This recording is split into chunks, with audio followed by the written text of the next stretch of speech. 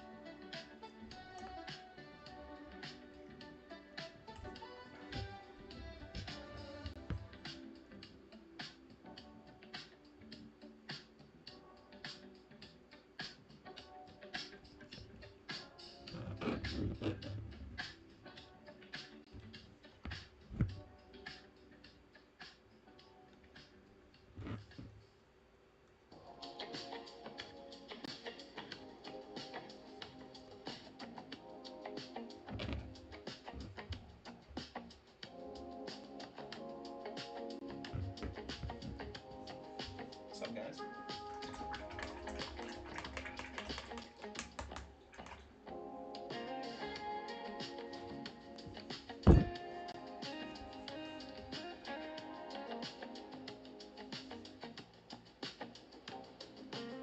What's up, Hoss Family? What's up, Mandalorian? Susan?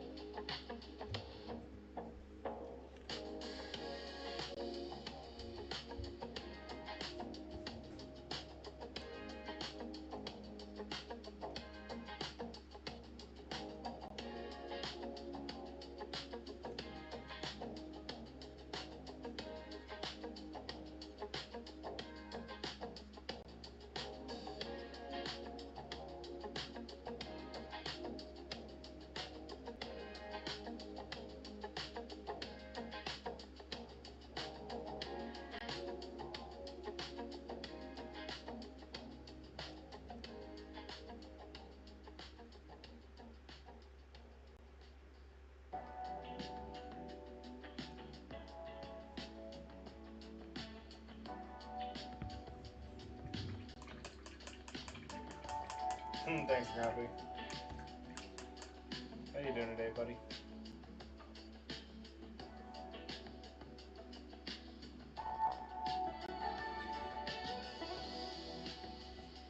Trying to get his eyeball done, and then I meant to finish this guy yesterday, but I never got around to it. I've been avoiding it.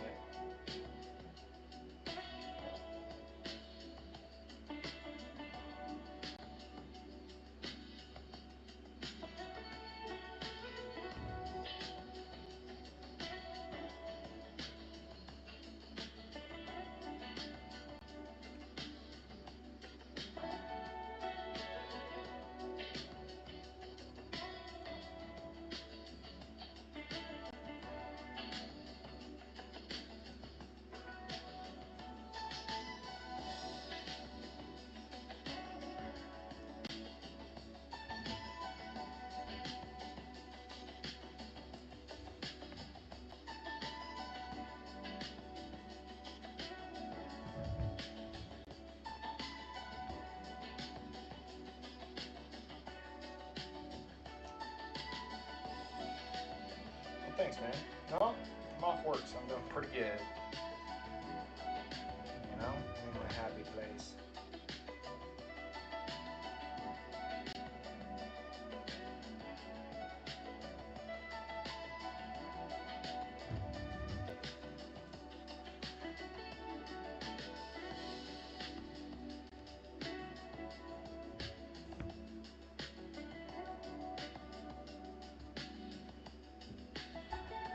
But yeah, pretty excited to be off work.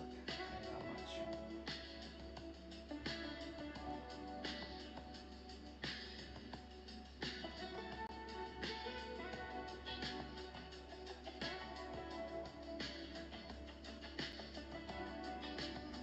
Just make them pop just a little bit more, you know?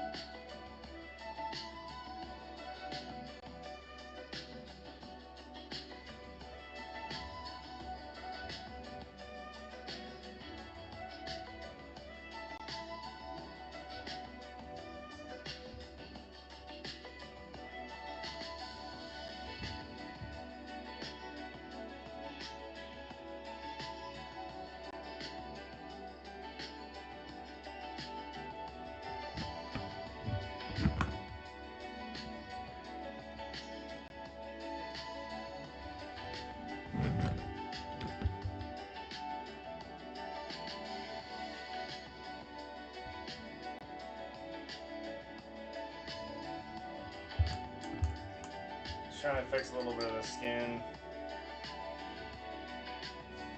Clean up some of these lines. Try and get him right as rain. And then I can move on. I'm going to try and get a Zenithil spray on the models you sent me. And then I'm going to move on to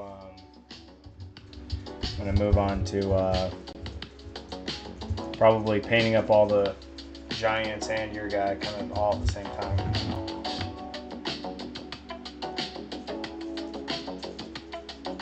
At least I'm going to attempt it. We'll see how it goes.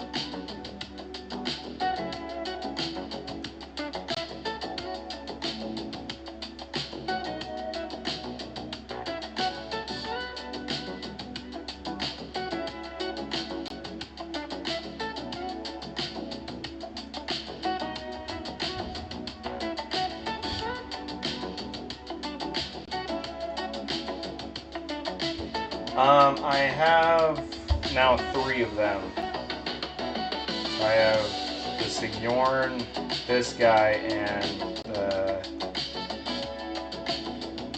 King Broad one.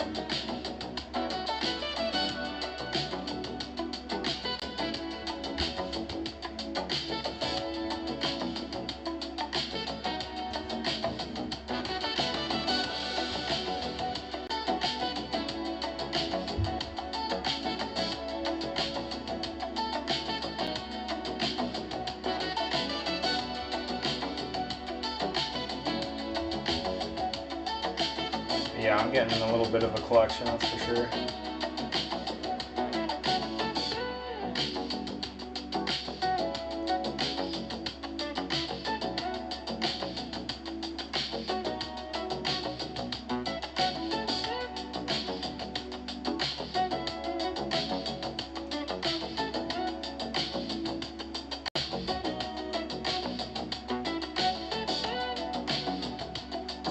Oh, sounds like my lady's home. How can the dogs jump out?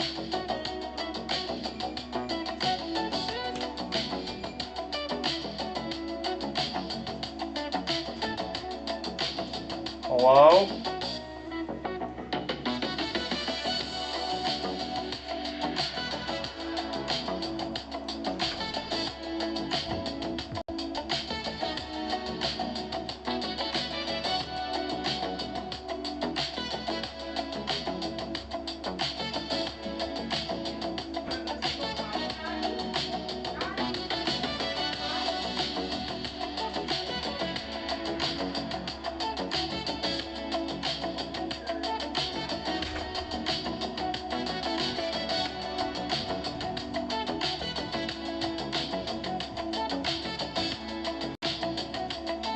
Hello, my dear. How was your day? It was wonderful. Yeah?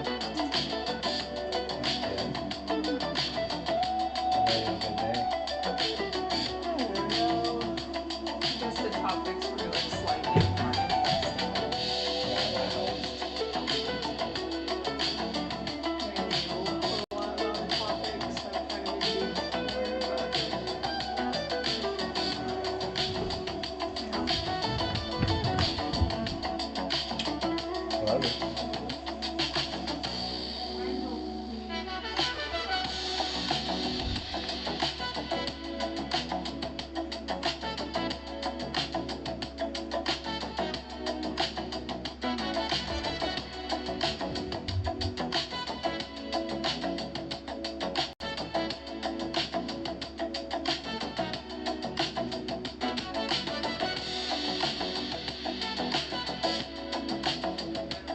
Huh?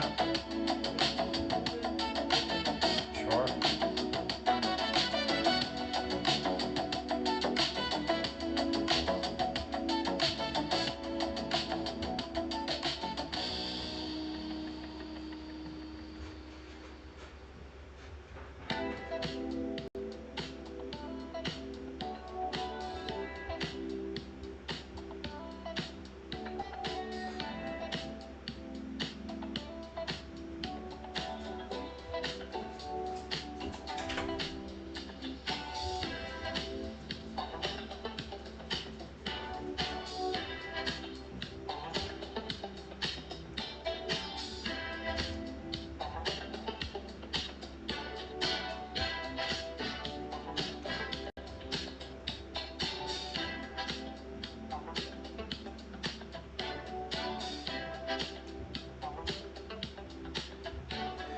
But yeah, I got 3 of his giants. The Sigmar Slayer, this guy, and King Broad is what I got so far. Nice little beginning. You know? Oh, what's up, Big Fun Doug? Thanks for the follow, buddy.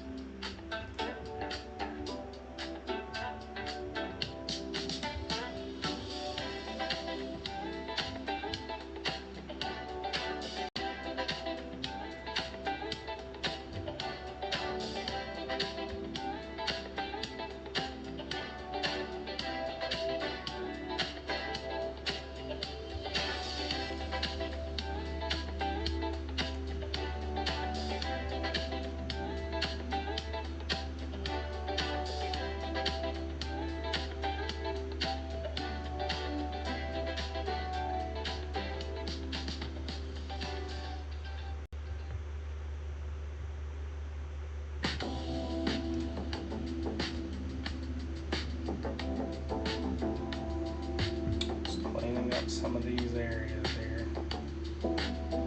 Oh, thanks for the likes, minis with me. How you doing, buddy?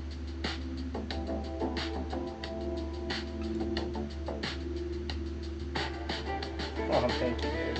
It's been nice of you.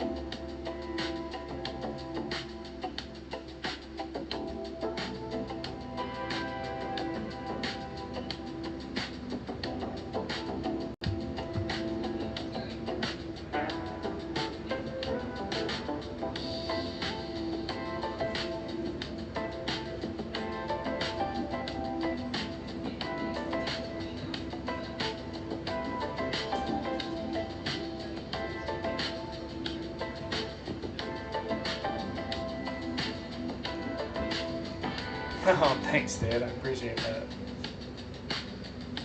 I really don't. I like to think I just paint like pretty. I don't know.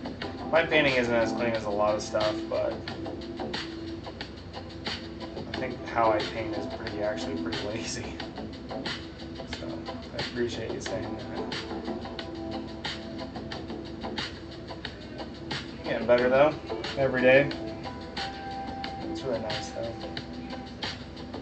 Nice of you to say, buddy. I appreciate it.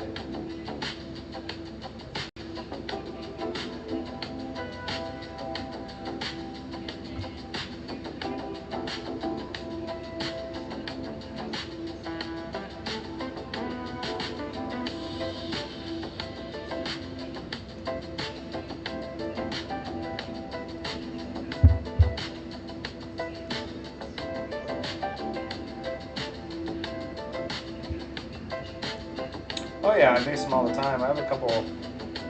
I've gone really hard before, but I kind of have this kind of simple basing method that I've been doing lately that I really like.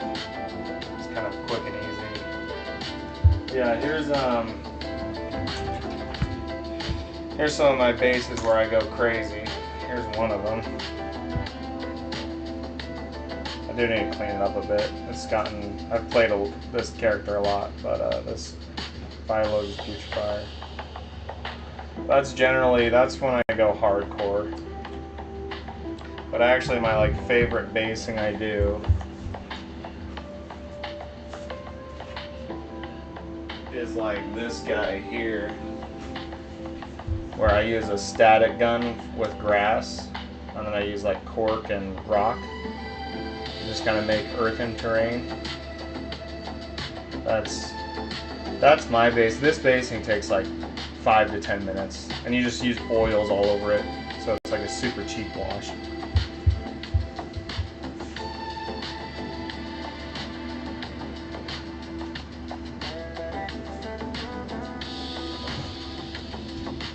Yeah, I try to base it. If you spend a lot of time on a mini, and the final step is just basing, you may as well give it its due.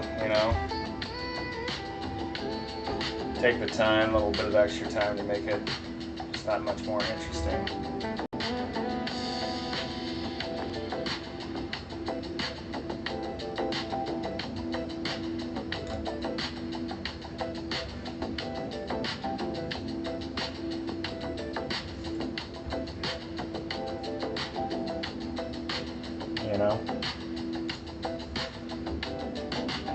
So I do try.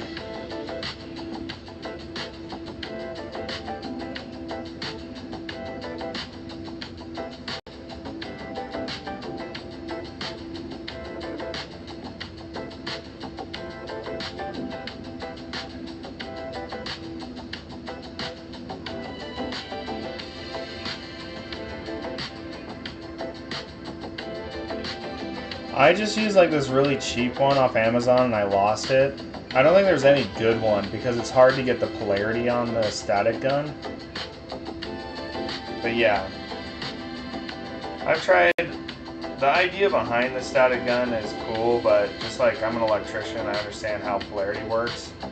And you basically have to ground out the one lead on it to be able to get a good enough like polarity to be able to actually get the static effect, because that's the idea. So you're polarizing one side. And so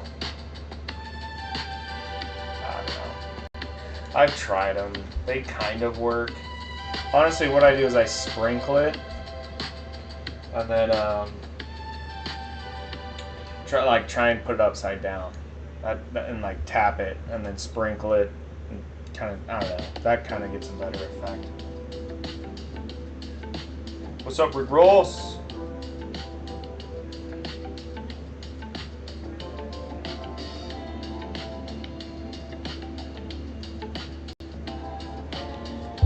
Repainting the flesh for like the 10th time. I think I might just, I kind of want to break that off so I can get to the meat a little bit better. Meat and bones and fixing the skin. I don't like it. Oh dude, Kakashi Hatake K is in, dude. That's my favorite Naruto character. Chidori, dude. What's up, Pat Boy? What's up, Pat Boy? Fellow Patrick in the house.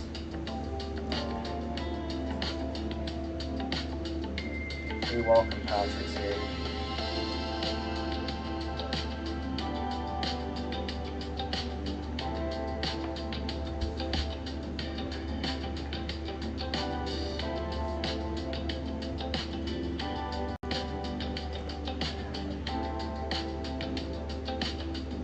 How you doing, Red Ross? Welcome back, partner. Always good to see you. Honestly, a balloon would probably work better. Like seriously, like using a balloon would probably work better. Like just without like electricity works, it's not gonna work how we want it to work. You know?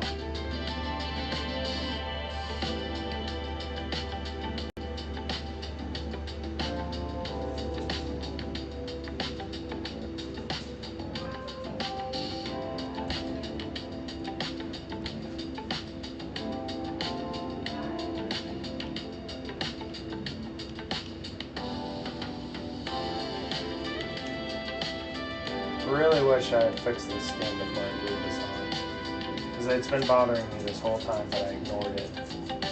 So here we are, just trying to make it happen. And I don't want to break it off, because when you glue with the like super glue, it leaves behind the super glue, so it's like almost impossible to like glue perfectly back on, you know?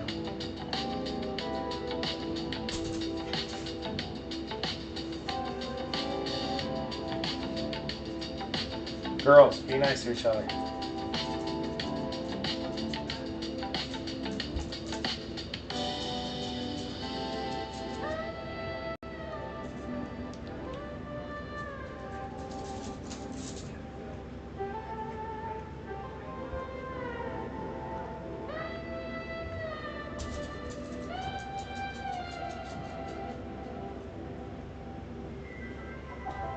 Such a lazy scumbag sometimes. So I haven't released my, are you talking about OSL? I haven't actually released that video yet because I didn't film it. I filmed it for this guy and I was going to patch together a video for OSL. But honestly, I can show you how to do it right now. Once I'm finished with the skin, I was going to finish up the OSL.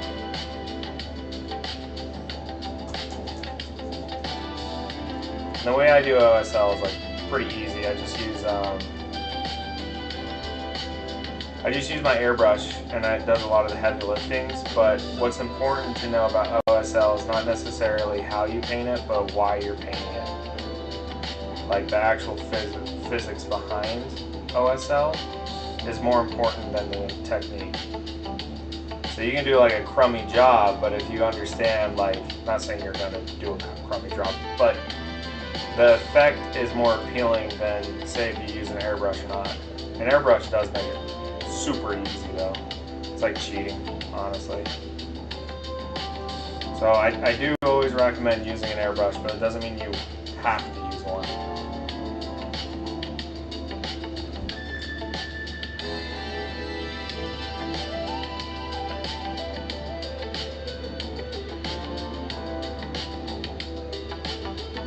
So, but I'll give you the quick, I'll give you some one-on-one with OSL, and that way you have to promise me to go watch my videos on YouTube, because my YouTube is suffering. It's not going anywhere. Maybe soon. I do need to put just more content on it.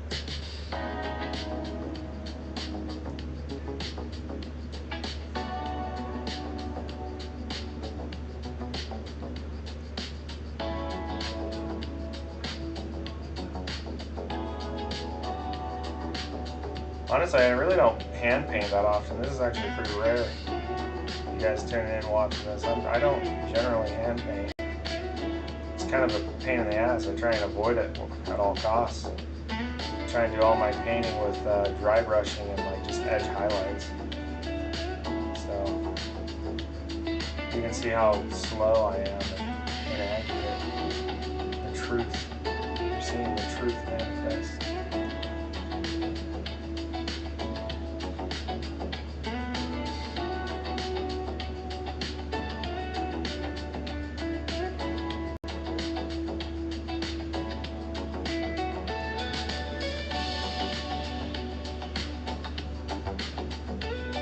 Yeah, the important thing about OSL is actually just how light works. It's not about how you paint it. It's that if you can understand how light works, then painting it becomes super easy, right?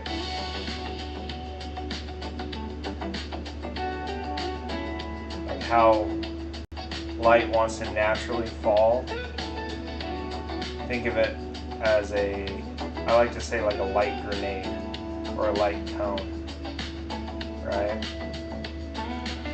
So before you start painting your OSL, you need to imagine that, you know, if you're trying to do like, say, like fire, it's kind of like a area of effect grenade, right, of light. One thing I do want to know, like on swords where the letters glow, oh yeah, I can do that one. That's super fun. That's super easy. I can show you how to do that on these runes here. Ugh, why is that in my palette? I'm gonna get rid of these dogs or something. That's disgusting. You guys see that?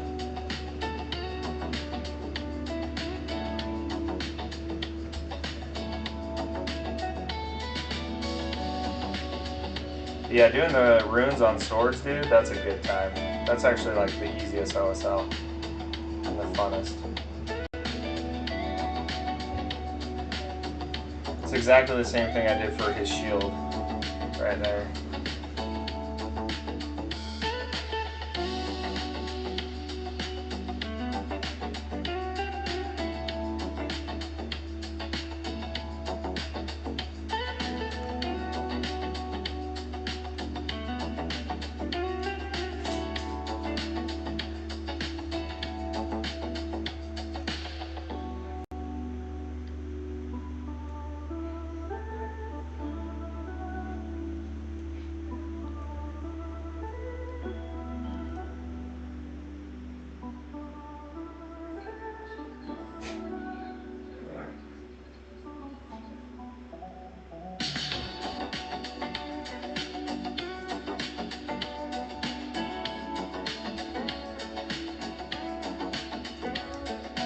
This braid wasn't in the way, this could be so much easier.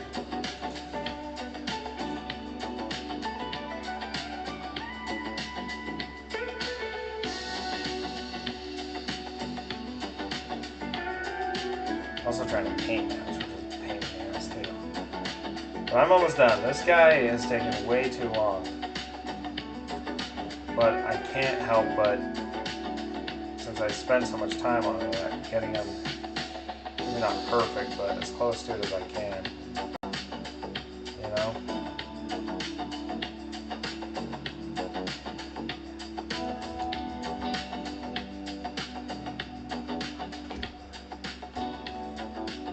Give me a moment and then I'll go over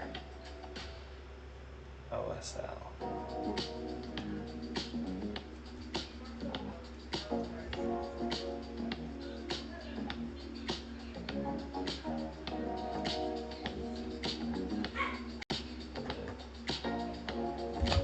Dogs are trying to kill each other right now in the other room. It's pretty funny to listen to. It's funny because they're small, right? They're just little itty bitty dogs. So they can't hurt each other, but not some monster.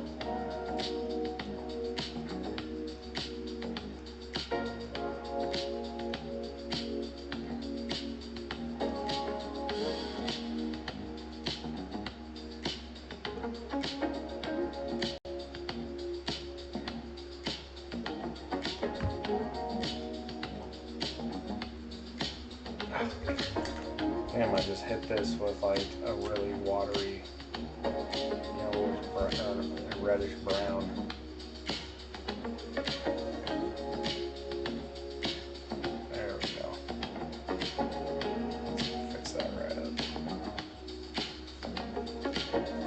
Highlight, wash, highlight, wash, highlight, wash. That's how I paint. Look at that. Coming together finally.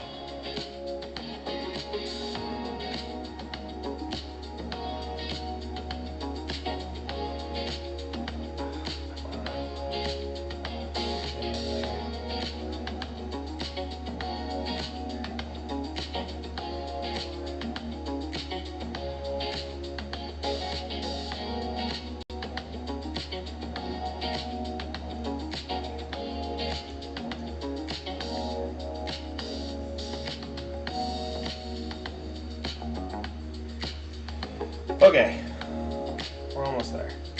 Sorry. I'll get to OSL.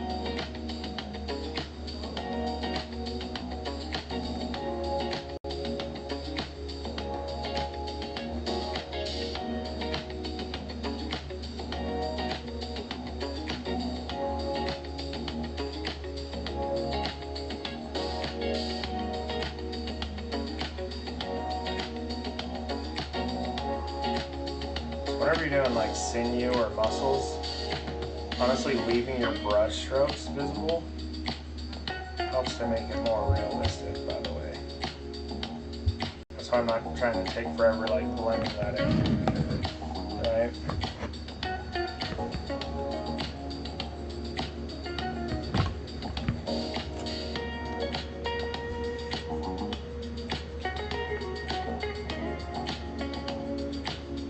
It's a little quick tip.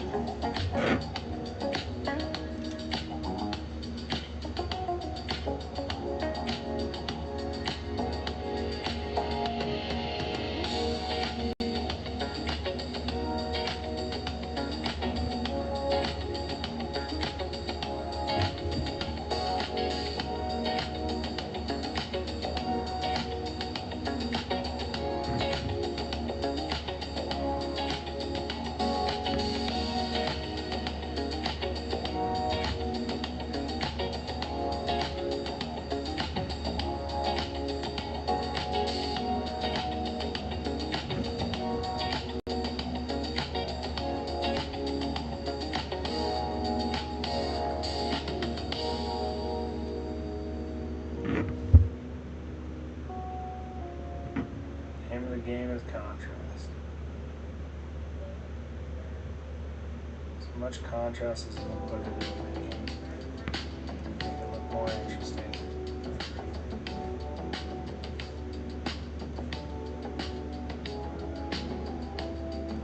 Okay. Oh, I want to make that a little bit better.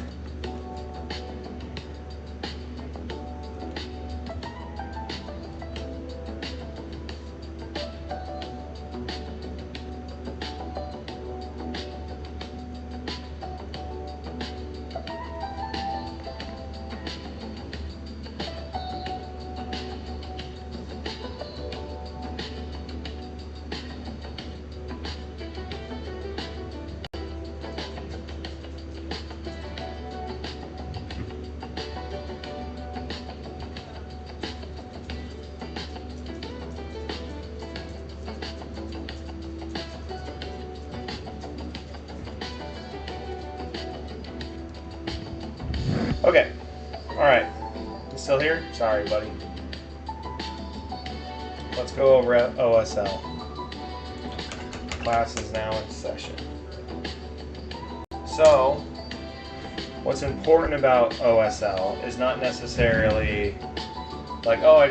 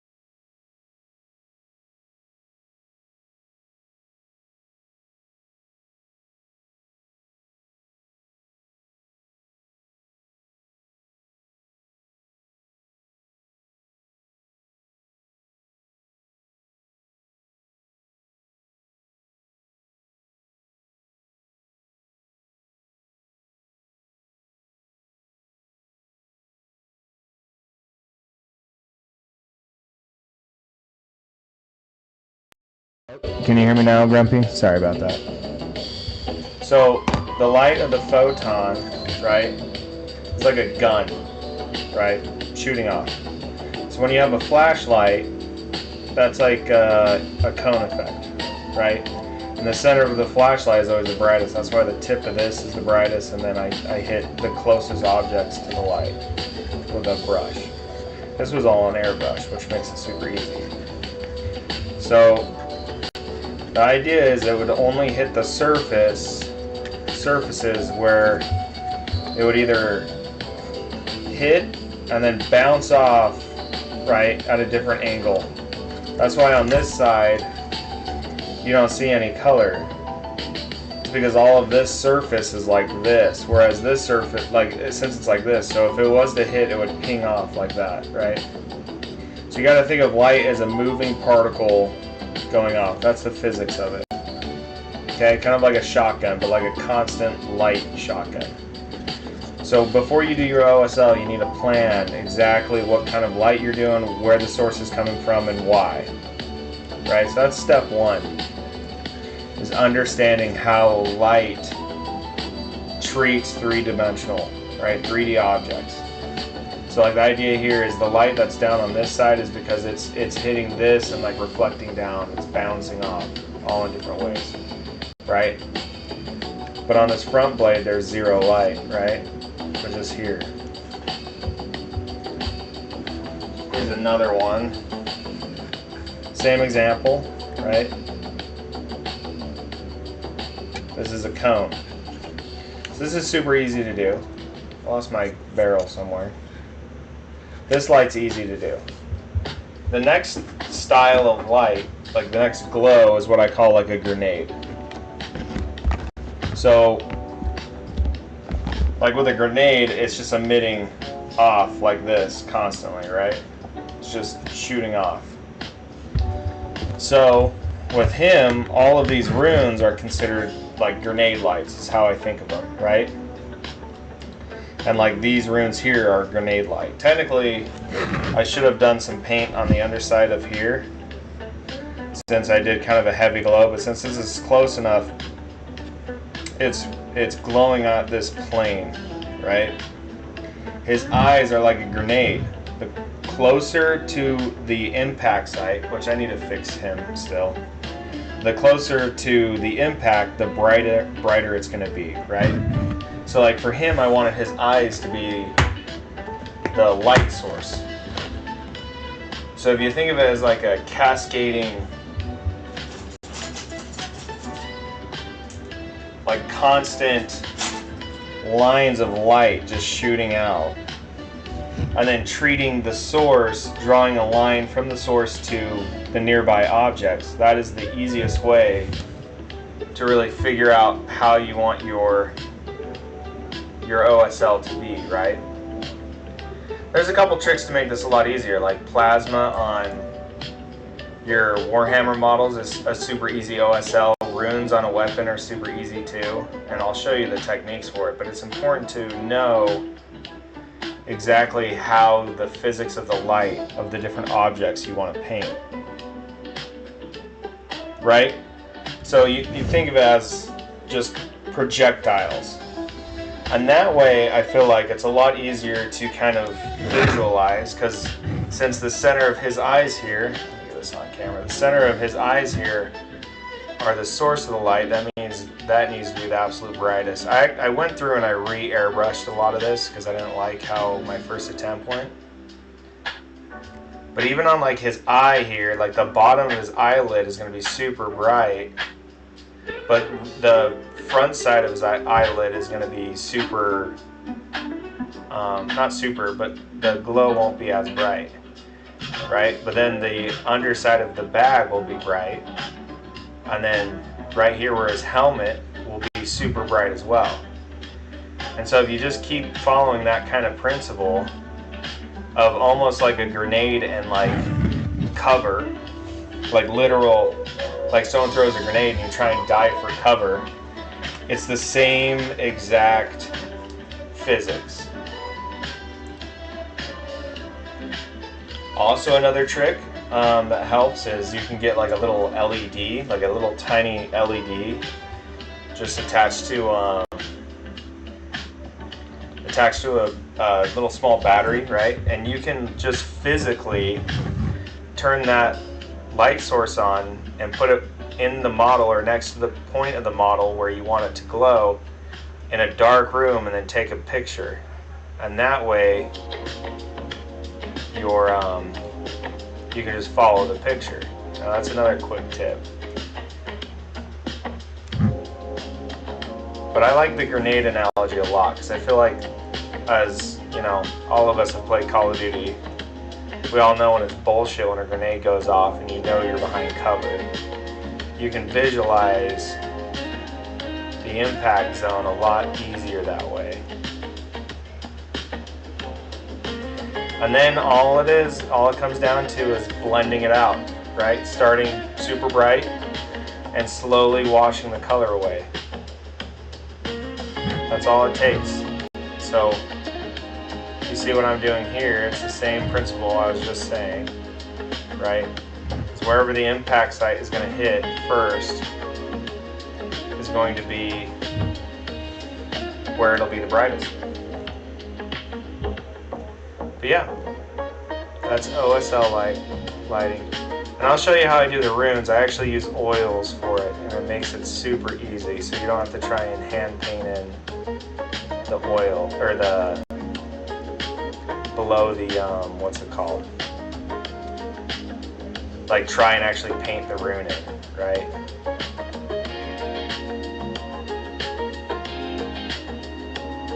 With the oils, they'll just naturally fall into the recesses. Instead of doing like a wash with like black or brown, you actually just do it with white, with oils.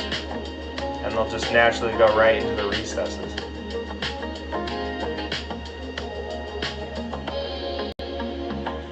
And I'll show you that just in a moment. I'm going to have to go through my other model that I have to finish my OSL on. And also, another trick with OSL that no one's probably going to tell you is like, try your best and then just walk away. Try your best, walk away, come back with some fresh eyes, and you'll be like, oh, I need to spend some more time on that, right?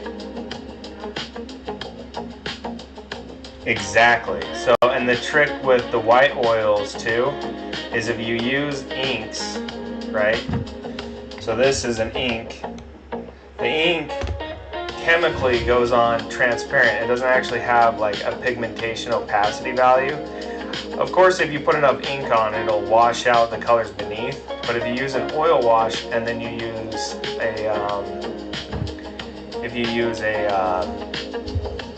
an ink overspray, I find that you get a really good effect because the ink doesn't cover up all of the white, right? Or you can do contrast paints from Citadel, right? So if you do contrast paints from Citadel, it'll naturally just tint it, or even a wash.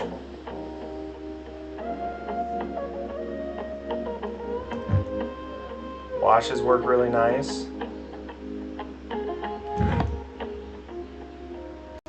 And I'll show you, so if you can see these runes, I did the white, I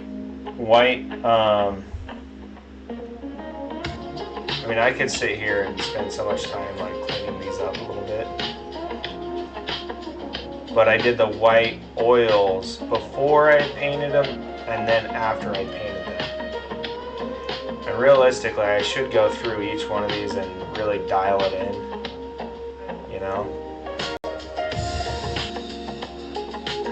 I can get a little crazy with OSL. You can take a lot of time, or you can do kind of quick and dirty and get a good effect. It's really up to you how you want to spend your time painting. I try and do a little here and there. Like I said, walking away and getting fresh eyes on it really helps. Really helps to get a better effect. So the problem with super watered down white is, the reason I like using oils is you can remove them with mineral spirits, right?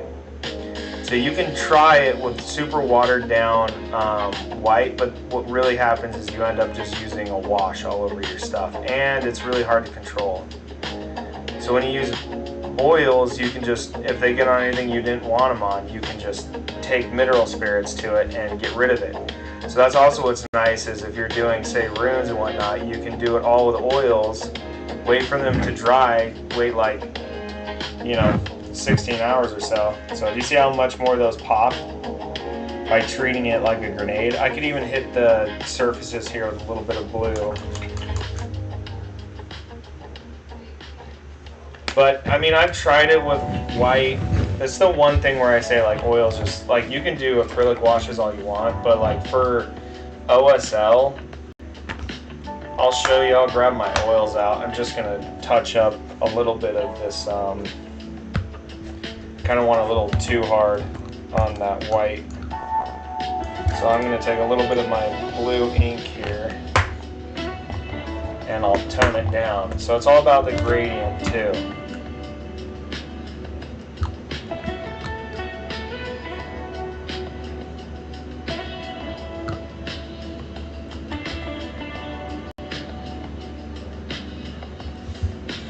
The thing about oils too is you can get a full oil setup for like $5 or $10. Like, if you can get pretty cheap oils, and they're still just as effective. I mean, I bought a little bit more expensive of my black, white, and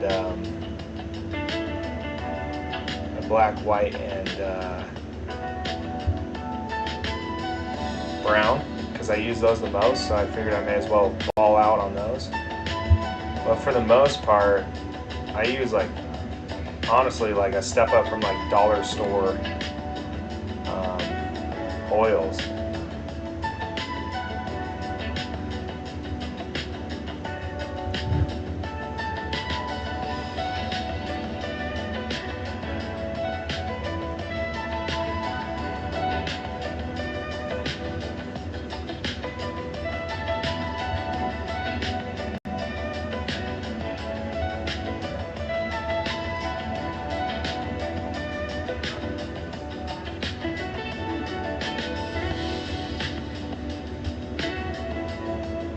Inks sometimes don't like to be painted on top of other paint, but you just gotta force them.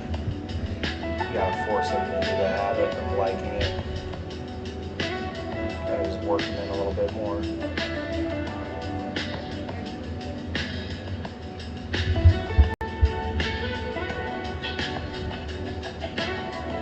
Alright, that's good enough for him. I'm done messing with him. They might have a white contrast paint. I actually have never tried to look for one. I'll even try and make a white contrast paint, and I'll kind of show you the difference. So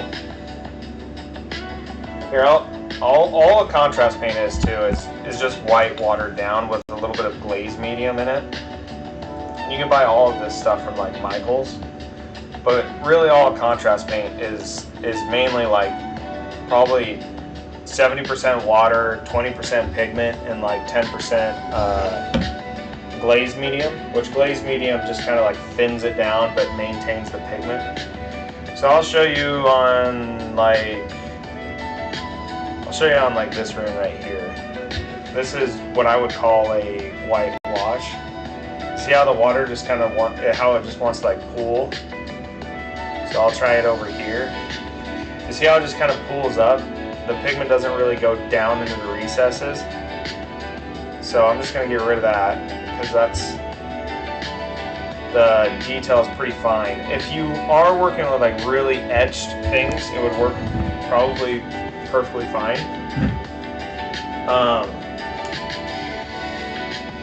But then let me grab my oils here and I'll show you how nice these will go on.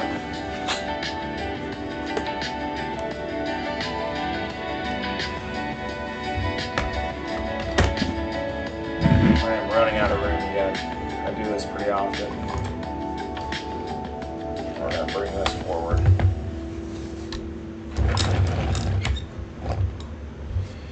Okay, so I still have some white in here. This is like a $5 bottle. And it's like really nice. I can't really show you too much and talk about it too much because TikTok gets mad if I try and promote things they don't sell. But that's what you need, and then you just need some of this stuff, and I'll just show you the name of it, right? Some mineral spirits. That's really all you need for this. If you were just to do white glow. So I'd add a bunch of mineral spirits to it, right? And I grab some of my white here. I still have some loaded up. And I make them super watery. And by watery, I don't mean adding water. Don't add water to oil paints. You add either white thinner or lacquer or whatever they're called. They're called different names in different countries. But if you're from the US, usually it's white spirit or mineral spirits. Right, so I'll get this mixture, and it's going to be primarily like, look how runny that is. It's like the same as a wash, right? It's not like what you think of like conventional oils being. So what I'm looking for is just making sure that I have a high pigmentation to liquid value, right?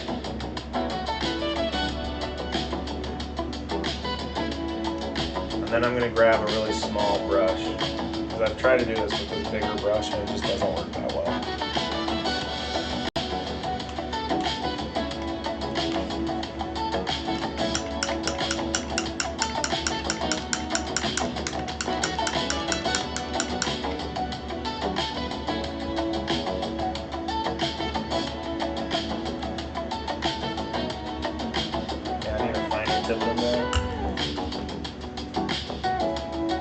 It's really rare that I use small tip anything.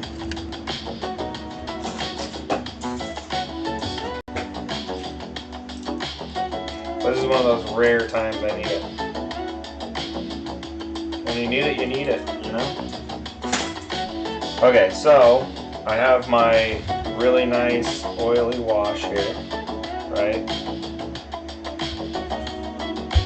And now I'm going to go to my runes here. So I'll show you on that same rune and watch the difference. See how that pigment, I have a little too much on my brush. I actually need to put a little more pigmentation in. So if it's kind of milky like that, I don't have enough white oils or whatever oils I'm doing. I don't have enough of the actual pigment in the wash. So this should have a little bit more in it.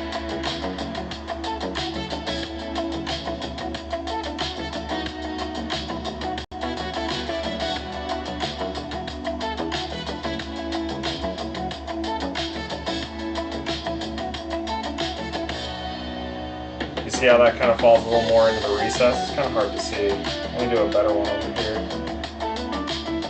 So like this one right on his chest here. See how it's starting to move down into it?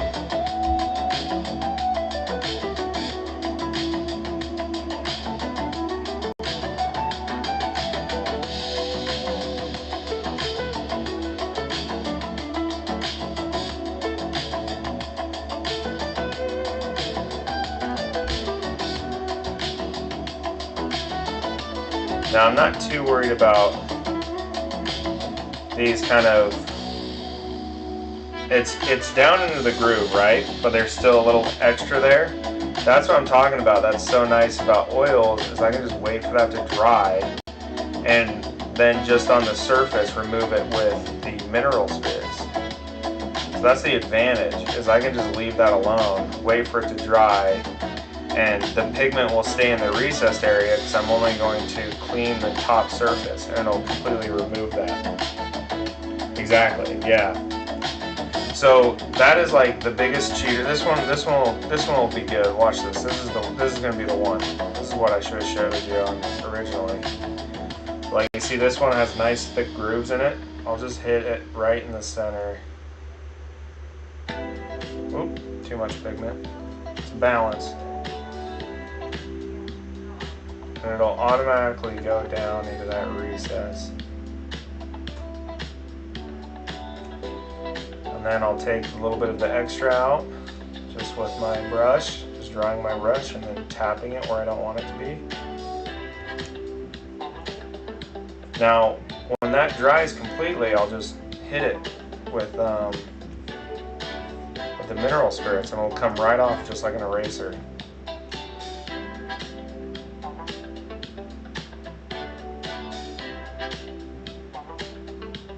And that's how I do most of my glow effects, especially for like weapon runes and stuff.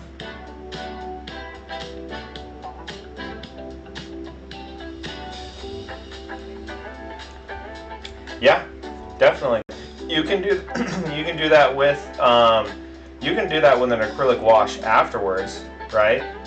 So if you use just a wash, so you really only would need, for the oils, I just use the white, and then I'll wait for it to dry. And you can then just paint on top of it as if it was just acrylic. Because once they're dry, you can paint on top of it.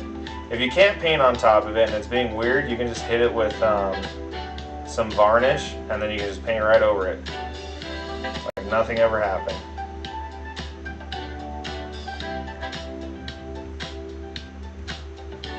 So, and again, you can take a hairdryer to this if you don't want to wait for it to dry completely. I sometimes will do that in between washes if I'm being impatient. For this kind of stuff where it's like the finish, I'm just gonna literally just leave it overnight and come back to it in like 24 hours, maybe 20 hours. Sometimes if you leave it too long, it's kind of a pain in the ass to wash off. Like you see how like it's like a dirty trick. It really is so easy. You just get like instant effect. Like little to no work.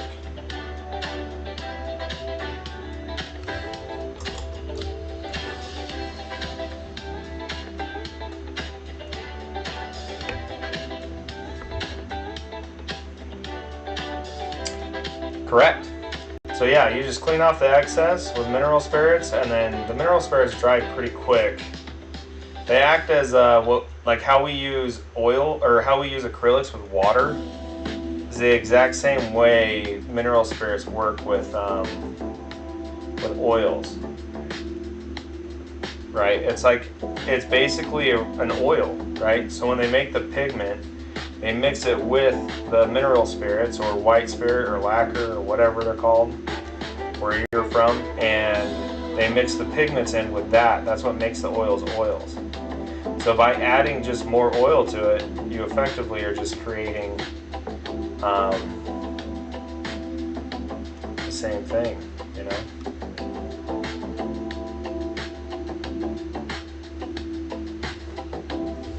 The trick is to try and find all these spots to hit, you know?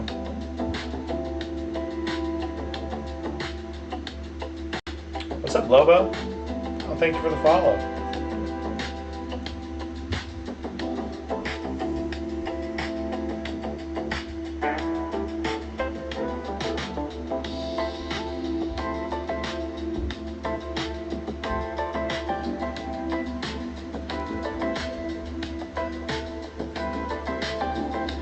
Thank you for the follow, buddy. It's much appreciated. Oh, thanks for the likes too. So yeah, that's all I do, you know. But I think it's important to understand like the basics of how light works, because you can do this technique, but if you don't understand how light wants to, you know, move around and interact with the physical world, then it's kind of hard to paint it that way, right? So that's kind of like step one, is just understanding light theory and how light wants to interact.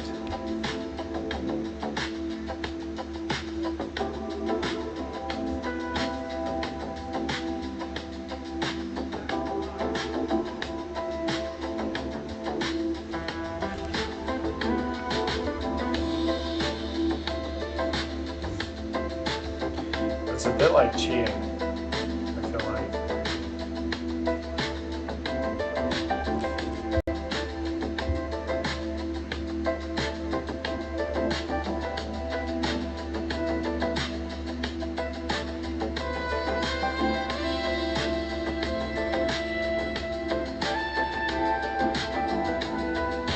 But yeah, that's all I did for the lettering up here, is I just went through and tapped it a while ago. That's why that's all glowy. That's just oil paints. I didn't even take mineral spirits to it, because it was such a large area, and the letters were so nicely defined and raised that it just dropped right in.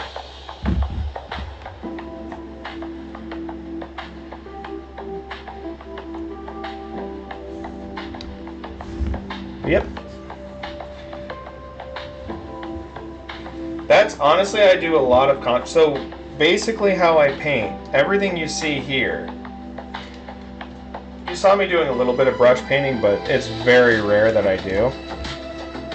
My only goal is to ever paint paint the actual like physical dimensions of the model. I don't try and actually paint the model like a painter would paint a canvas, right? Because if you're doing that, one, it's going to take forever to get a good, nice quality paint job. If you've seen my one video that I went through my whole process, just like in shorts, I block in my colors, I do a pre-wash highlights, which is just like either, generally I'll just do, I'll just use my dry brush, super easy. And then after that, I will either use an oil wash or I'll use contrast paints to then tint the different colors, or to get like the depth in here, right? Like most of this I just based this all white here in the video, right? If you watch that video, that's that same arm. The only thing you didn't see me do on that video is I went back through and I wanted to change the color of the rope to a different color, and I just used contrast paints, and it changed the whole tint. And then I just dry brushed it again, and then I just went through and did a little more highlights. But that's what's so easy with oil paints, or even this method, is you just dry brush and highlight, wash, and then highlight, and if you're happy with it, then you're just done. What this fur is actually like 3 or 4 rounds of that, because I wasn't happy with it a million times. So like, I would dry brush it, wash it, highlight it, and then I didn't like it, so then I washed it, dry brushed it, highlighted it, and I did that probably 3 or 4 times. Like a lot of my regulars were like, dude, just leave it alone, it's fine. I just went, no, I don't like it. So you can keep doing that process, and the only thing it does is give you more depth. Like that bone there and the wrappings on his tusks and whatnot, that's like 2 or 3 different rounds. Like I actually might go through and do one more highlighting on just his bone here, just to make it pop a little bit more. So the real thing to learn as you're painting is the technique is easy. What's hard is using light and color effectively. So, and what I mean about that is using light as in contrast, getting all of your dark parts as dark as you can without it looking weird, and then all of the light parts as light as you can without making it look weird, and trying to find the middle ground. Like if you see, like in this recess is that bone, that's really dark, you know? but then I bring it back up. Same thing with that wood, like the darkest places in that wood is almost black, and then it comes all the way up to kind of a grayish white. Same thing with like a lot of this, right? Is I'm trying to just maximize the darkness to brightness. I'm actually not happy with the wolf. I don't know what to do about it. I kind of want to tint it a whole color, but I don't know. I feel like it doesn't pop out at all. I'm really thinking about watering down red contrast paint, just painting it all red or something. Does it look real? Sure, I guess, but like I just don't like. Maybe I'll just hit it with some of this contrast paint. Maybe I'll be happy after that. But that's really how I paint, is I don't really paint in detail. I dry brush and I edge highlight and then I wash. And I just keep repeating that until I like the end result. So it's super simple, super easy. It really is like painting the easy way. It's slap chop, but it's not slap chop. Slap chop I'm not a big fan of. Slap chop is a good method to like paint an army, but if you're trying to like paint a really nice piece and you only have ever painted slap chop, it's actually really difficult to get a high quality miniature out of it. This process takes, in my opinion, just as long as slap chop. And I say slap chop, what slap chop is basing, dry brushing, or not even basing. You prime it black, you dry brush with white, and then you just paint it with washes, right? That's slap chop, which effectively is kind of the same thing I do, but I go with it with more intention of using the base, the mid-tone as your base tone, and then going at it with your dry brush with the highlight tone, and then washing it with your shadow tone, but then highlighting again. And I'll do that process. I mean, I must have done that process like I said, like 5 or 6 times on here, and I'm still not too crazy about it. It's good, it's just not that great. But like, that seems a lot better. Let's add a little bit more pigment. But for the most part, this is how I paint. Like, I just edge highlight, I dry brush, and then I wash. And then I'll edge highlight, dry brush, and wash. And I'll just keep doing that until I'm happy with the end result.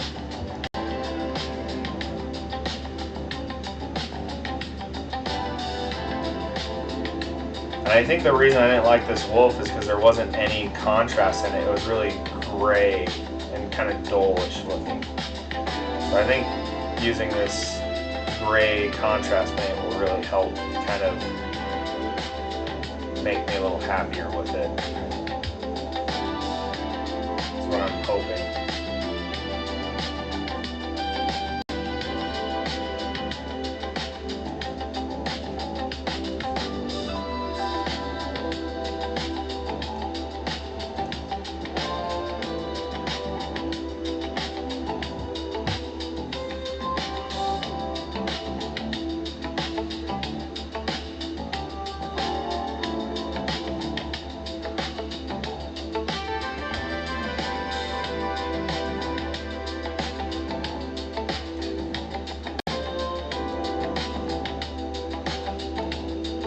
But yeah, I'm still a student in a lot of these like techniques.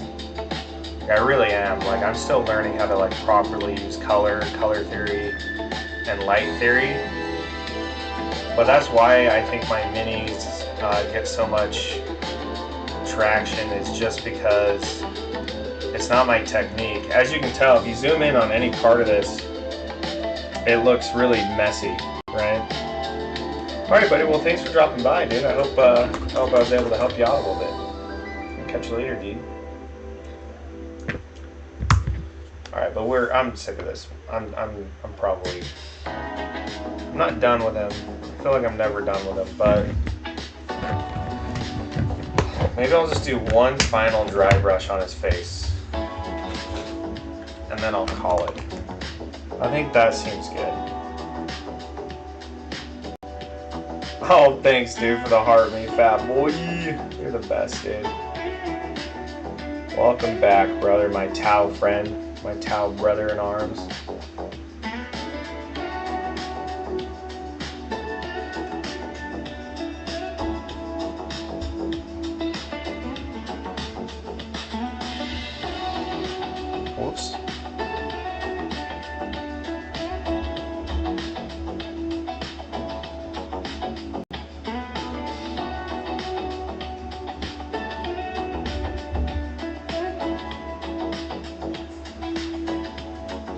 You're a good man.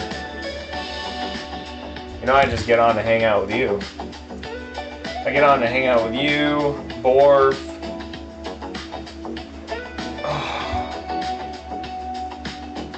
Bro Dad Gaming.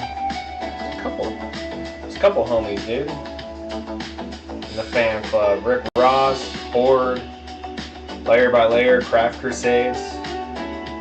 All of y'all. Good people.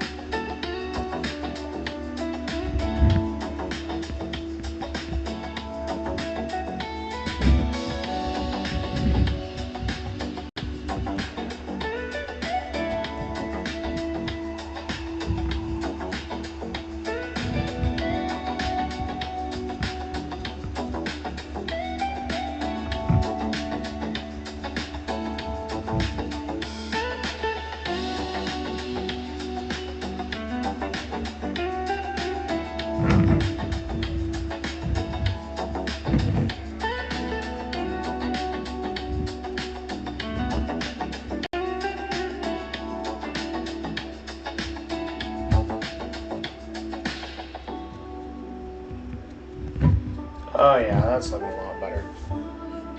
I'm liking that now. I'm getting to the point. Eventually, I do like my minis. I promise, dude. It just takes me a minute. What's up, Elmo Rides? What's up, homie? Welcome to the party, pal.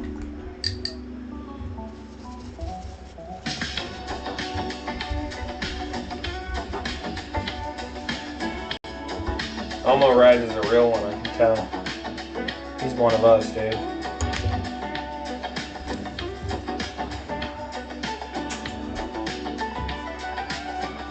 Alright, now I'm just going to hit those eyebrows with just a hair, a touch. Okay, a touch of skeleton bone.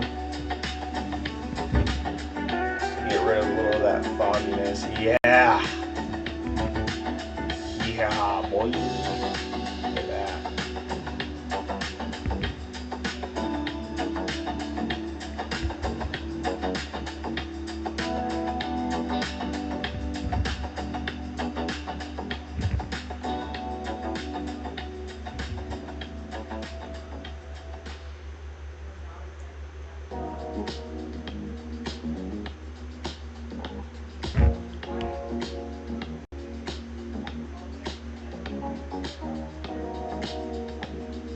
Perfect.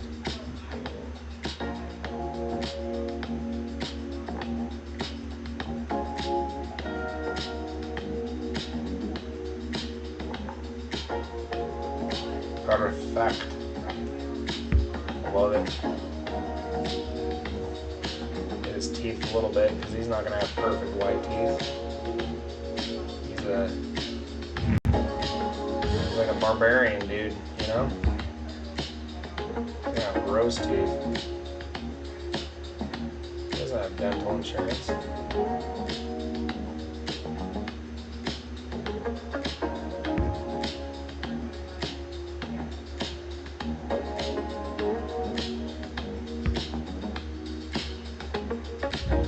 Alright. He's just a little guy. That's right, Obi-Wan. Welcome back, buddy. How you doing today, partner?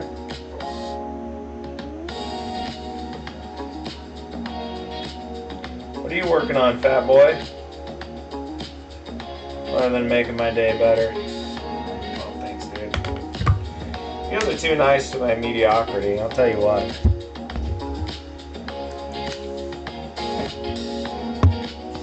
You guys want a quick view of what my setup looks like. Look at this mess.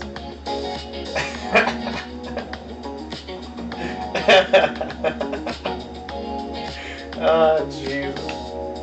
My lady hates it. She tells me to clean every day. I go away, you're not my real dad, that's what I tell her. You ain't my real dad, you can't tell me what to do. Alright, dude, look at the two brothers. I have printed off his base, so I will do a basing. But I kind of want to, I just did his as kind of the starter base to see what I kind of wanted to do for it. So I am planning to do the same kind of base for the rest of them. I was thinking about doing like different little cottages and houses for all of them. But yeah, look at these fellows next to each other, dude. That's going to be one hell of a fight on the field. I'm hoping. You know, I don't like this. All right, I know I said I'm gonna move on, but I don't like it. I don't like it. Okay? I don't like it. That's what everybody says. It looks terrible. All right, so I'm gonna fix it. Yeah, dude, it's crazy that you hop on to hang out with me at like 2 a.m., dude. Like, that's so nice of you.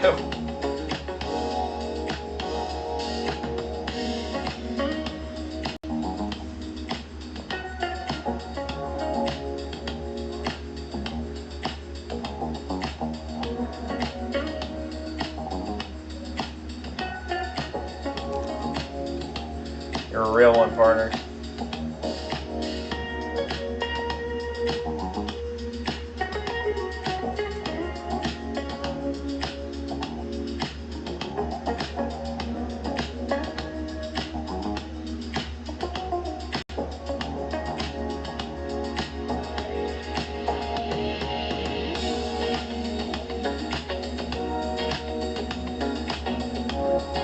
Alright, that's a little better, eh? I like that a lot more.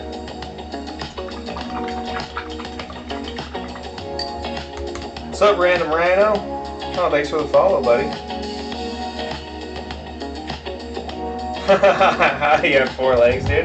Yeah, dude, he's my mammoth centaur person boy guy. Yeah, I'll varnish him and I'll get rid of a little bit of the shine on his coat. Isn't that gross? Calling a grown man's fur a coat, but it is a coat, right? Right? Am I crazy? Would you call a horse's hair a coat?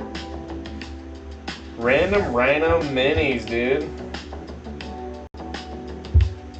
Hey, son of God, thank you. Thank you, buddy. He comes in and says that. Thanks, fat boy. Hey, thanks for stopping by, buddy. Okay, so this is made by Clay Beast Creations. They are 3D printed. I print them. If you want to purchase them without having to print them, check out Resin Reborn. He has all of the STLs. So just Google Resin Reborn, and that'll direct you to where you can just. I'm not sure his prices on these large scale models. These are the Sons of Bahamut proxies, and they are so well made. And if you want to see Resin Reborn's work, like, this is how amazing his models are, man. Like, his 3D prints are 10 times the quality of mine. Like, look at the feathers on that. I mean, crazy detailed. Here's some of the Rotkin Warriors, or you can. I'm going to use him as a Death Shroud Terminator. But yeah, if you don't have a 3D printer, you can still get these models by my buddy Resin Reborn. Oh, thanks, dude. Yeah, and if you want to figure out, how to paint them, then you come over here. That's our shtick. But yeah, seriously, like, he sent these just for me to. He didn't want me to promote his stuff until I got a chance to check out the quality. And I have a 3D printer. It does a good job, but man, it doesn't really even come close to the quality he's selling. It's good stuff. And incredibly, incredibly cheap. I was actually very surprised. I was going through his stuff and I was like, what a steal. I mean, you're basically paying for just the resin. So, oh, what's up, Mr. Average Painting? Oh, thanks, dude. I appreciate that. They are 2 out of my 3 Mega Gargants from my Sons of Bahamut army. This is my Kragnose proxy, and this is my King Broad. But thank you, dude. I appreciate it. This guy on my YouTube channel, I have a full long format video of how I paint and how I paint them. But yeah, this guy I still have to put together a long format video. But thank you, dude. They're coming out. I take way too much time to paint, so. Should you get a 3D printer? Dude, here's what I tell everyone. Do you want another hobby? Seriously, like that is, it's not just like it's not like an appliance. Like it's a whole nother thing. If you're planning to just print like a couple things off, don't buy one. If you're not going to use it constantly, then there's no point to buy one. They're really a pain in the ass. Oh, thanks, man. Oh, man, you guys spoil me, you know that? So, I have printed off like 6 armies. So I've gotten my money's worth and then some.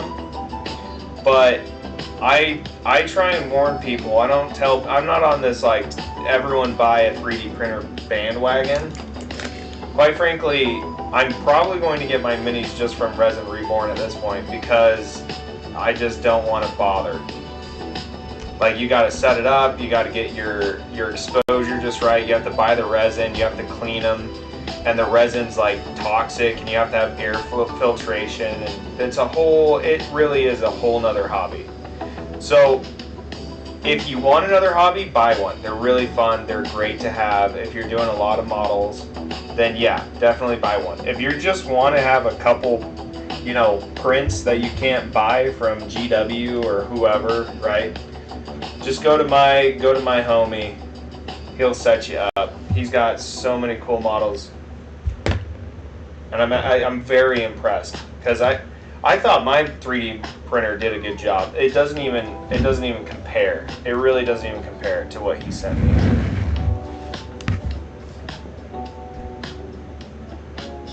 Yeah, exactly. Dude, I've had my 3D printer when I moved. It stayed in the box for like 6 months. My girl was like, "You're not gonna run that again without air filtration, right?" And I was like, no. And she's like, go buy a vent. And I was like, okay. So there was another like $300 on top of the whole thing, you know?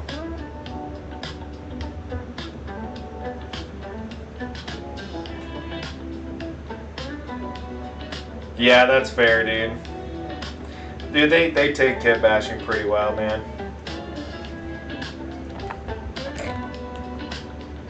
Okay, I know I said I was done with these guys, but every time I look at them, I find something that I feel like I have to fix. And on this one, it's the lettering. I re-airbrushed them because I didn't like how I did it the first time. So we're just going to, real quick, like, we're going to do the lettering here.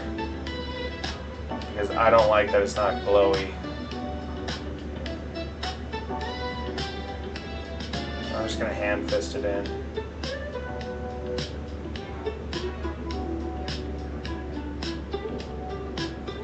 I'm going to take a ton of time on it. I'm just going to get it done. So I give the people what they want, a new project. I did this all day yesterday too.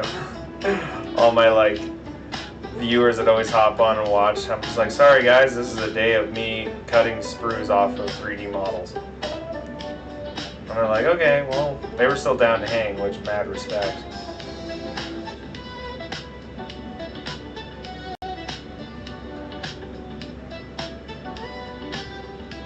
Should have spent more time on a lot of this glow. I'm okay with how it came out. I'm just not thrilled either. You know? I won't call it mediocre, but I won't call it my best work either. I built a shelf and put it next to an open window. Yeah, exactly. Well, that was my problem, is I had it next to an open window too, but during the winter, if your resin gets too cold, well, it doesn't properly work, right? So now I was getting failed prints right and left, and I had no idea. So then I had to get a space heater. Got the space heater next to the window while it's just blowing hot air at the printer, and that kind of worked. But like, people are like, dude, I want to get a 3D printer. I'm like, dude, it's not what you think it's going to be. Not to mention, I had to replace the LCD screen on it because one of my prints failed and it slammed into the what is the FP or something, or whatever the film is called, and it tore a hole in it, and it poured resin all down my machine and hardened, and I had to replace the whole screen. So I had to wait like a month for the company to ship me out a new one. Finally got it replaced, and then I had a whole bunch of problems to readjust all the exposure settings because it was a whole new screen, right? So it is fun. It is worth it. 6 hours of resin printing, dude. That's legit. You're not far off the mark there, pal. Like right now, I've had a print just sitting on the plate for like probably, I don't know, a day or two, because I just don't really want to get gloves on to just de-plate it and clean it, you know. Of course, Grumpy. Like I'm only spitting truth here, brother. I'm being serious when I say, like, I don't even really want to fire my printer up anymore. I just want to strike a deal with you to print all the stuff I need. You know? Okay. That looks a little bit better. Still pretty lazy. It's lazy. I'm not going to look at it anymore. I'm done. I might take an airbrush to it later. Or I might not. Life goes on. The new 16K printer from Elego has a built-in heater. We had the same problem with printing in the winter. The 16K fixed it, but holy fuck have we had problems with that printer. Dude, that's what I'm saying. Like there's so many things that can go wrong with 3D printing. But the built-in heater, the best things that they did is they did the auto leveling. That's like the new hotness. And I don't have one with a built-in heater, but boy, I'm all about it. If the screen goes out, you have to completely disassemble the printer. Yeah, dude, I had to like crack open the top of mine, get white gloves on, treat my living room as like an operating room, because I was terrified of getting dust into the machine. Anyways, I'll stop complaining about 3D printers. I've had a good time with them, if you can't tell. I probably shouldn't be a spokesman for 3D printers. Look at those brothers, dude. Check that out. Look at them, dude. They're coming.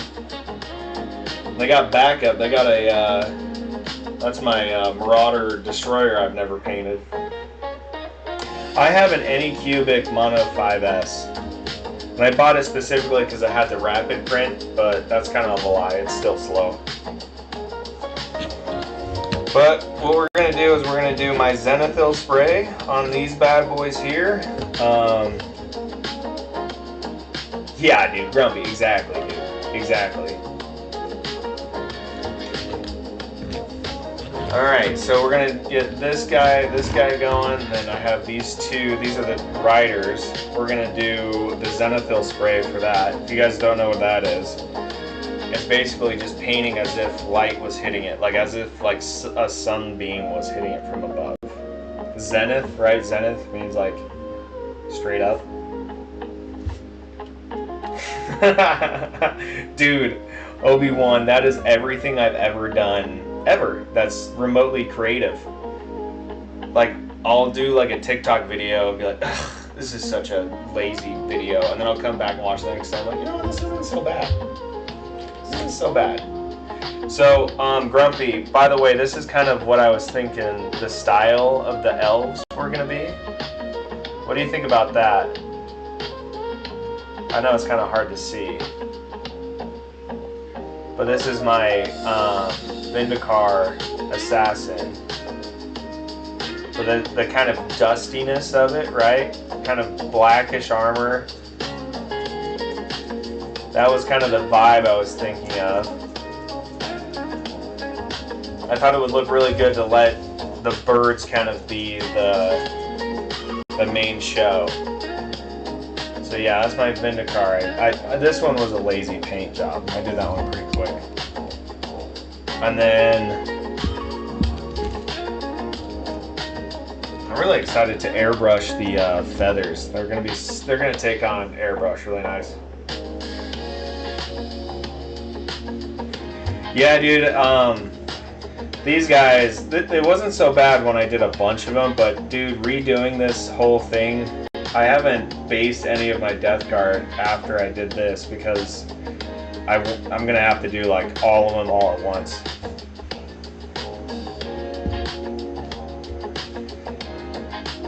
Yeah, I like when bases come with stuff on them, dude. Like, why don't they do that automatically? You know? I think what I'm going to do is I'm going to paint these up real quick and then I'll do my... I told my buddy I'd be done with my Sons of Bahamut army in 2 weeks.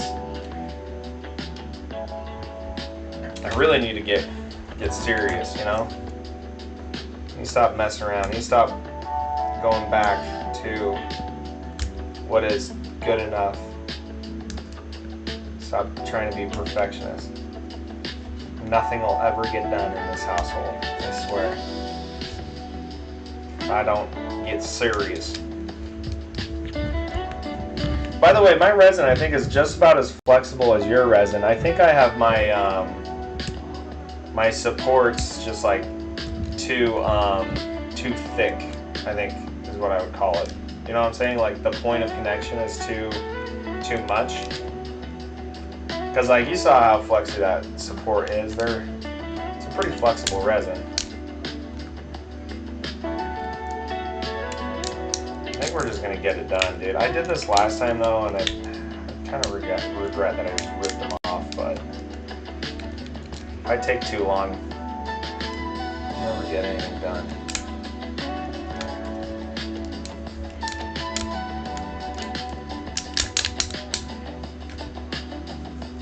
What's up, Logan?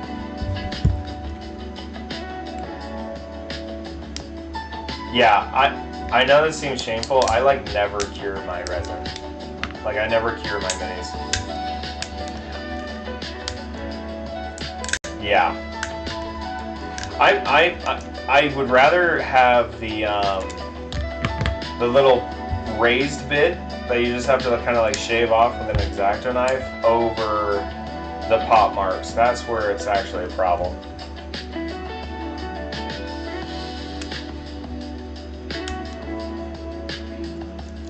But I hardly ever actually use my curing station because like these minis, they're not like, I've never had them turn back to liquid. I know that I've been told that that's what happens. I have seen it, but you only really get that if you hollow a mini out and don't properly drain it. That's happened to me, but it wasn't like the mini's fault or the resin's fault. I literally, that's just like that was gonna happen whether I cured it or not, you know? So I don't know how important curing it is, personally. I don't know. Yeah.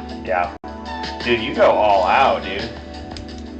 I just go, well, that's what it is now. I guess I'll paint that into a scar or something.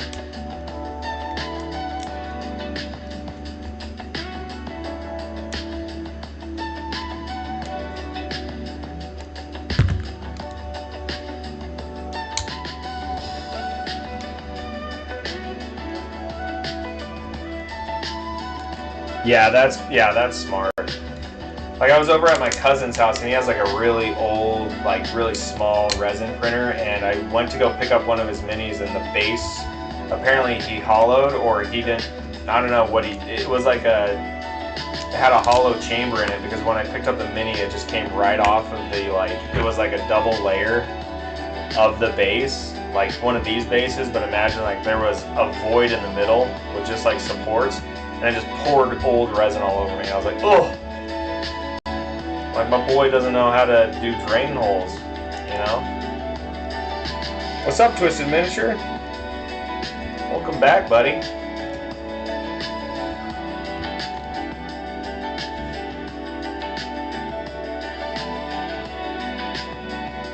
Yeah, dude, the Elder Mini, that's a sweet mini, dude. I'm really shocked with like GW's like recent models coming out. They've all been really cool. Like the new Raven Guard model. Oh, so sick. Twisted Miniatures in the house.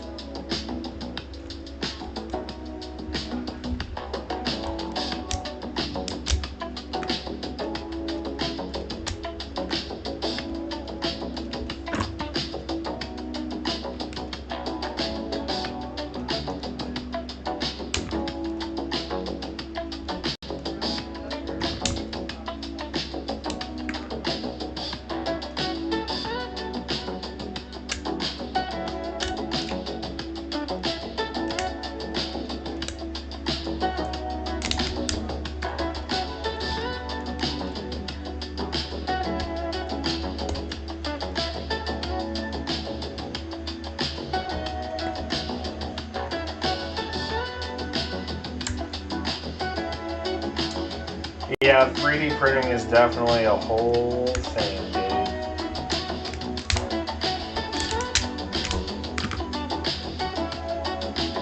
Printed off and probably 1,500 points of Necrons for my one buddy who doesn't really have the cash to support his Warhammer addiction.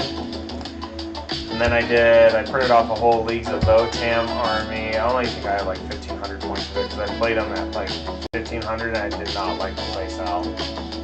Not with the recent changes. And then printed off like half my Grey Knights.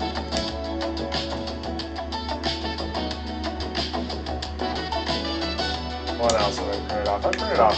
I printed off my whole Air Force for my Imperial Navy for my Astra Militarum Army. That was pretty cool.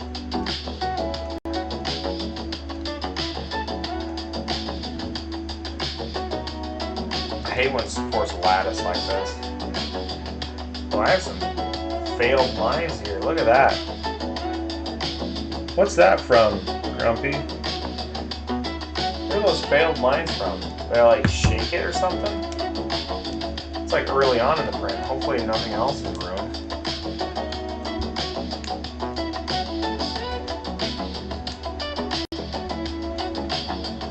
So do you see those lines?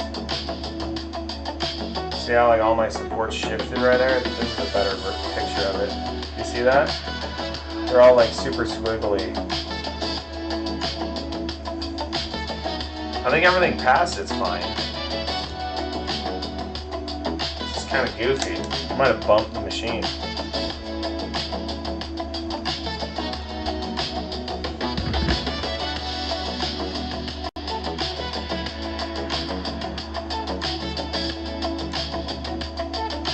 Regressed.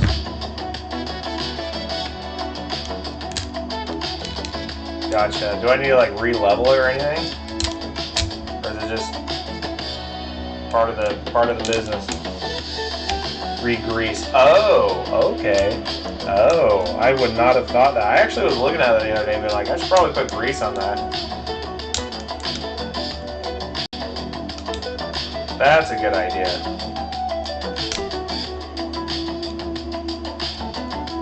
And I like that I just have an expert on hand with my 3D printer. Dude, that would have been like a couple hours of Redditing only to just be still disappointed by the answer. They'd be like, oh yeah, you gotta replace your whole thing, you know? Ah, man. This is just a cobweb.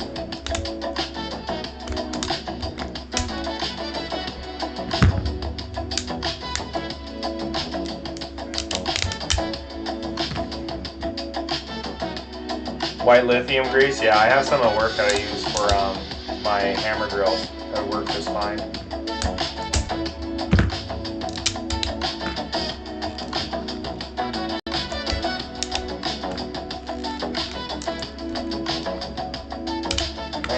Thick shit. Why did it need this much support? This is wild.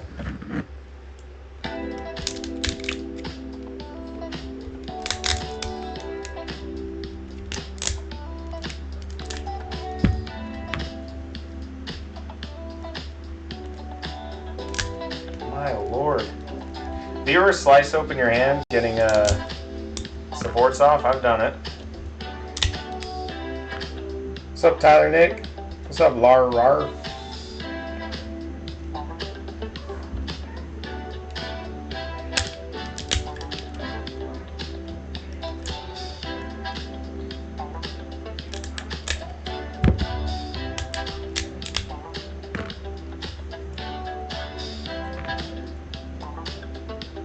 So this is going to be the third giant. So this is going to be my gate breaker, or my. Oh, thanks, man. Appreciate that. Welcome to the party, dude. This is going to be my gate breaker model. It's called a Sigmar Slayer is how I'm running it, by Clay Beast Creations as a proxy. Oh, you're definitely a part of the party, but now it's like official, you know? Like that's official. Like before you were like a guy that like was a friend of a friend and showed up and you're like, oh, nice to meet you. But now you're like on the top of the VIP list, you get what I'm saying? There's like levels to being a part of the party, brother. Like now I'd be like, hey man, you wanna go check out my Warhammer minis? Instead of being like, oh, now you can just stay down here, dude. Only just, dude. Now, being a part of my fan club, dude, it's a pretty cool thing.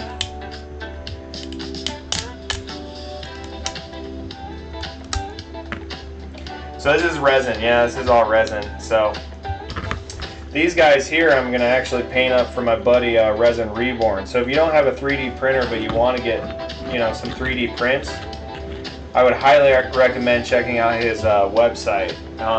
Super affordable, incredibly high quality. Like my printer does an alright job. Like this is what my printer does. But like check out like the level of detail on these feathers, dude. Like isn't that insane? So yeah, if you don't have a 3D printer, I wouldn't buy one. I would, like looking back, dude, it'd be way more cost effective. It's called Resin Reborn.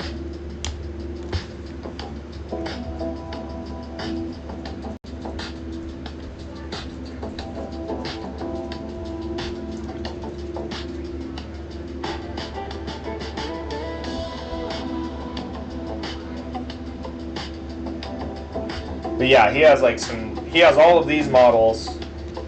He has all of these models available, and we'll ship it right to your house, dude. It's pretty sick, dude. Like I'm fully impressed with the quality. Yes, sir. Yeah, if you toss that into Google, it should pop up, or even just tossing .com at the end should get you to the website. And their logo is this, dude. Look, check this out. When he sent me, oops, it's upside down.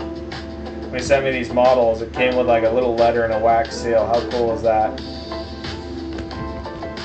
But yeah, really affordable. You can find a lot of these models and others, a lot of different proxy models. So if you play different games and whatnot,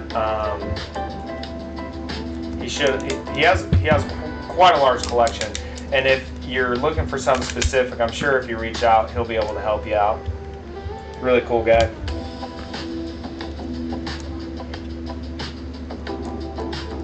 Yeah, make sure to put E on the end of Reborn.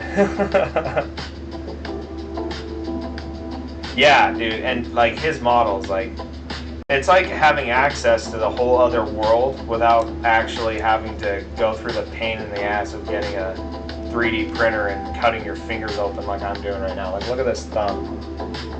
I don't know if you can see this. I have callous hands already because of my job, but god damn.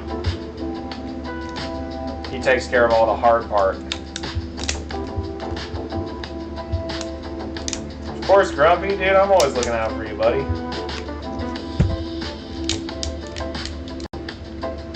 Yeah, but this one specifically, this one's called the Trognodor, and it's the Kragnos proxy. I'd have to look up what his name, but you can look up the Clay Beast Creations on his website, and he has, I don't know if it's all of the models, but I think he has most of them. And honestly, Clay Beast Creations are some of my favorite models I've ever painted. Seriously, some insanely good detail.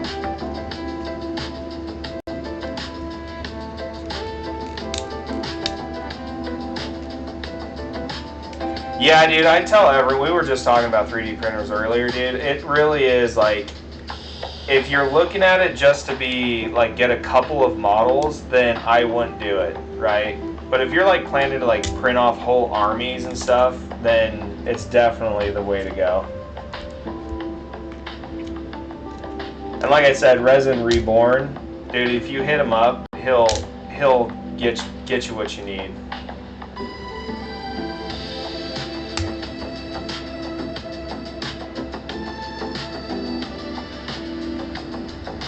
But yeah, I mean, like, having a 3D printer is nice. Don't get me wrong. Like, I'm not trying to, like, talk shit on having one, because they really have saved me a lot. It's saved me a lot of money. Would I do it all over again? Maybe.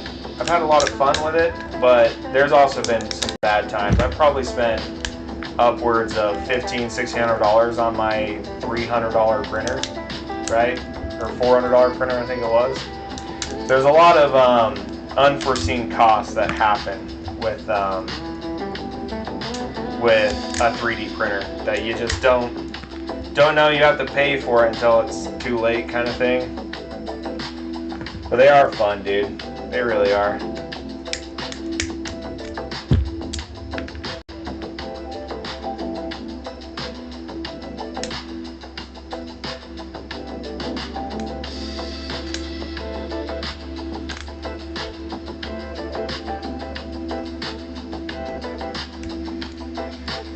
Yeah, if you wanted to get into CAD, so the CAD models, if you want to do CAD, that's like basically for like gears and stuff. If you do want to get into like 3D modeling, look up Blender. It's a free program and you can sculpt models. So that's what Clay Beast does, is he's like a professional 3D sculptor. All of these models he's hand sculpted. I mean, and it really is just like sculpting in real life. Like, there's a tool that reduces or shrinks, there's a texture tool and a couple other things, but for the most part you have to basically build it from scratch. And I've tried it in the past, dude, and boy, if it's not a whole, that's a whole nother hobby. But I mean, if you have the I don't have that artistic skill, right? I feel like some people have that, some people don't. I have the painting portion, I guess, of the hobby pretty down packed, but there's people that just do some crazy stuff. I have mad respect for 3D modelers, dude.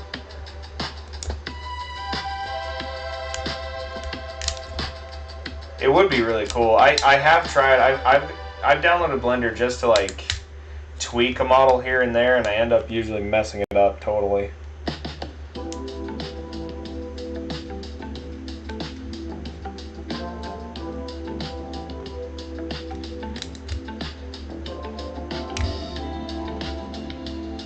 Yeah, it is sick. Have you seen, like, I watched speed, like a speed build of,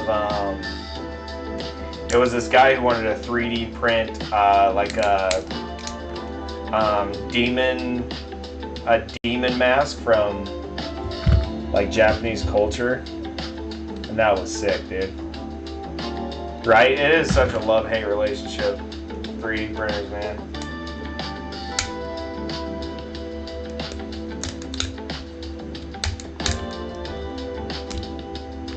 But yeah, I could probably fill these shelves with models that I just bought direct from, say, like a 3D printer company like Resin Reborn for the price that I've paid for my 3D printer, you know? And honestly, speed-wise, dude, it's not much different. Some of these models will take a day and a half to print, depending on the height. Yeah, the Oni mask, dude. Yeah, so you've seen them, dude. It's sick. It's really sick what some of these guys do. I don't know, I was never that good at 3D art, like even like sculpting and whatnot. I was more of multimedia and painting, and I did a lot of watercolors actually in high school and college. That was kind of my shtick.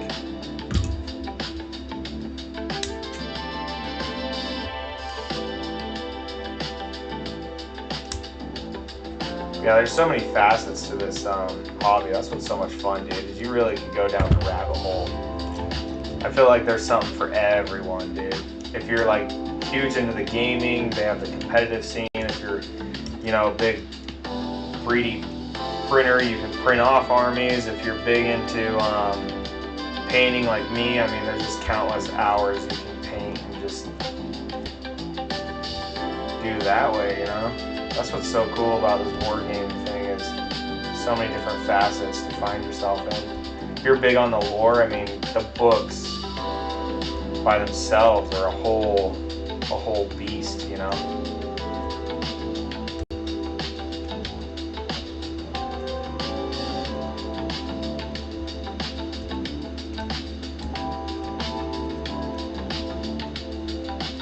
I think that's what, you know, attracts so many people to, say, like Warhammer or a couple of these other different games, is just the community aspect. For me, I really like, at the end of the day, to just sit down and make something with my hands, you know? Just meditate. Generally, I meditate when I'm not streaming. I'm just kind of here in the zone. Maybe have a drink or two. Life's good, brother.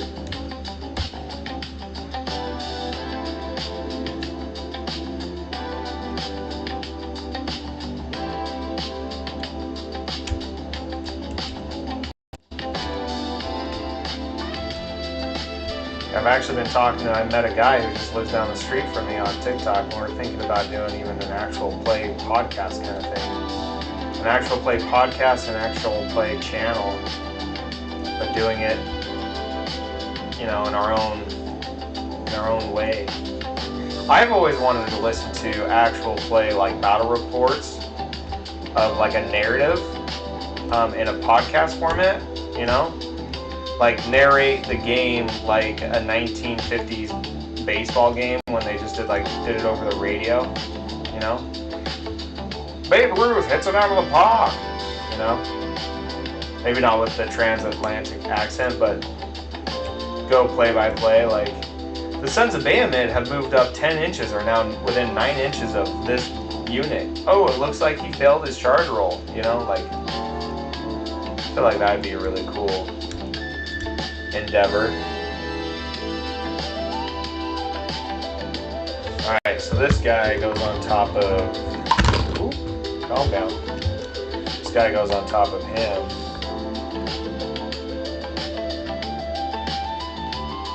I'm going to spend more time cleaning this model. I don't know if you noticed, Reborn, my Kragnos is a bit filthy. I was going to do like a plastic filler, but I don't know. I feel like this is good enough.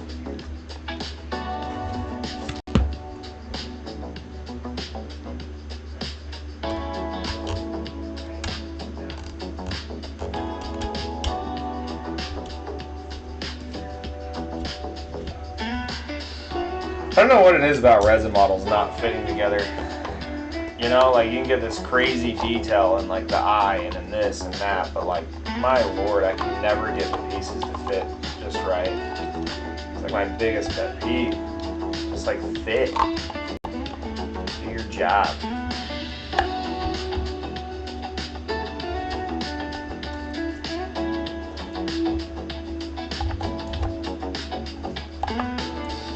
I'm just dumb, don't know how to fit models together. This definitely could be the case.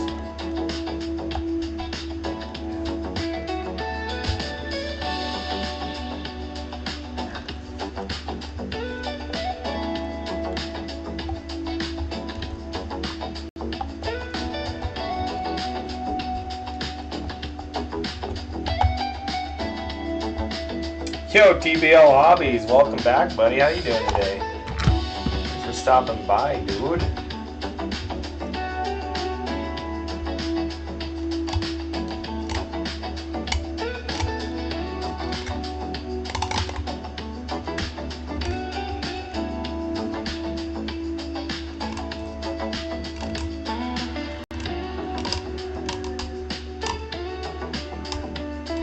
doing well.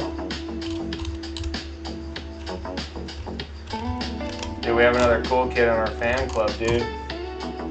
Tyler here. Officially a cool kid. You can sit at the cool kid table with us now.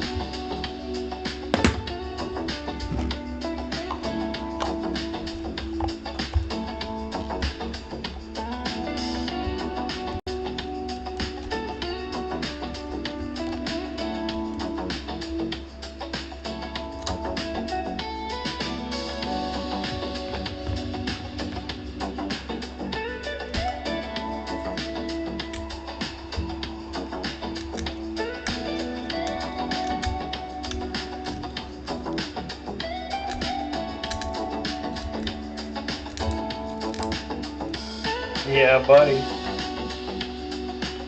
How was your day, partner? PBL, tell me how your day was. I hope it was good. Me and my lady have been doing this mantra.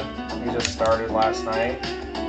Where right before we go to bed, we say, tomorrow's going to be wonderful, tomorrow's going to be wonderful. We say it 3 times, right? And then right when we wake up, we're saying it again. It's supposed to help train your brain to look for more positives in your life, you know? We both have pretty stressful jobs, so we thought maybe it would help, you know?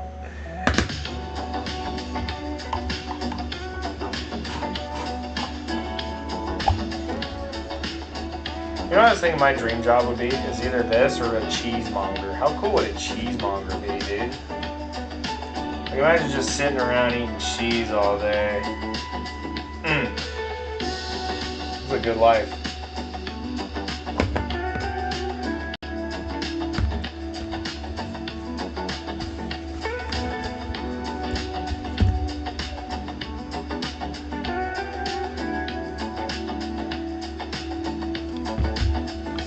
Alright, we have the other hand to do and the 2 feet, and then he's done.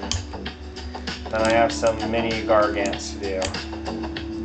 I'm going to try and make it quick. I know it's boring to watch this. Y'all came to see paint. Alright?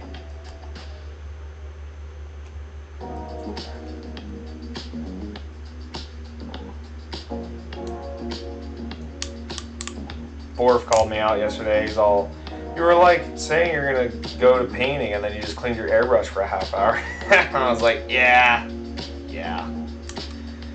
I did. That's exactly what I did.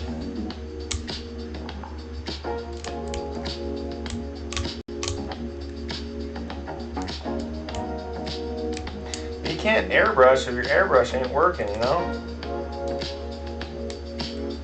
You don't see this part of the hobby, usually. The struggle part. All of us painters go through it.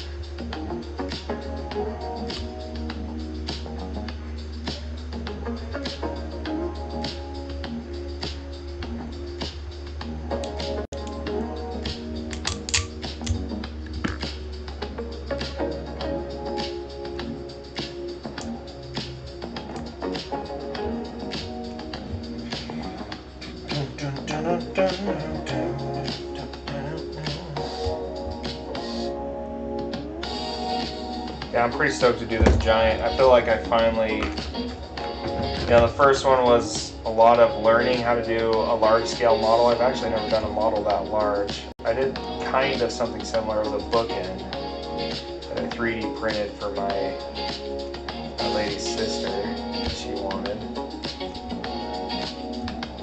That's about the largest thing I'd done before the big boy, the first big boy. Yeah, there's a bit of a learning curve with these hefty. You really have to have your blends on point, or else it'll look a little goofy.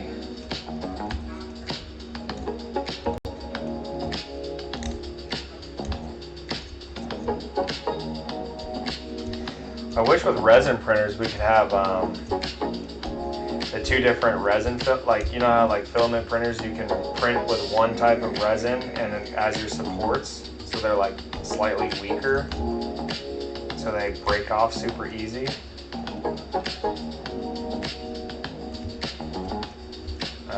have like your actual durable one. I mean, that's impossible to do this without resonance, but it would be sick.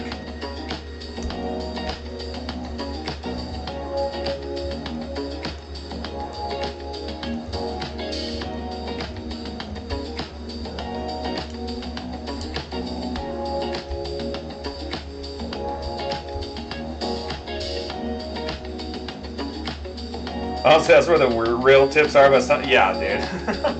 I know it's not that exciting. I try and prop it up with, you know, more conversation, more dialogue.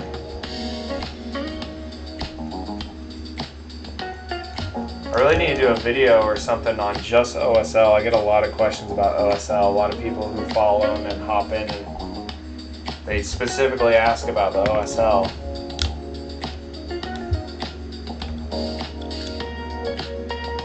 So I do think I need to do a video about that here soon.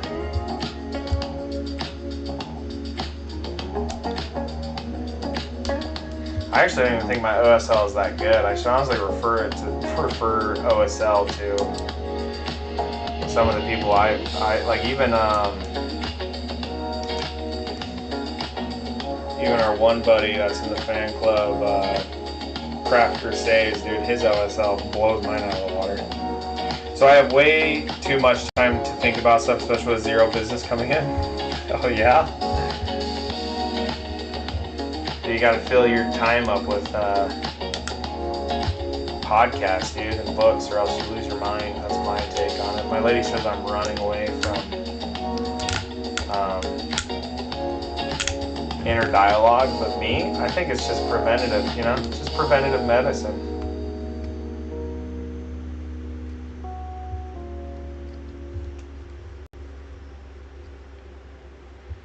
For mini pay, I'm going to try and do single models to competition level and actually try for some. Yeah, dude, you definitely should, dude. And do some of those like really cool dioramas, dude. I'd love to see it.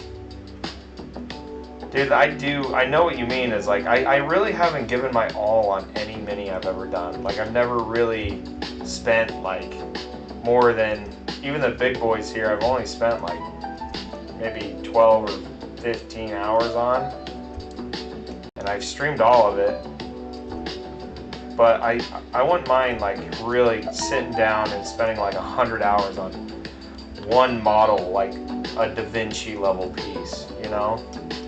Like my piece de resistance, you know?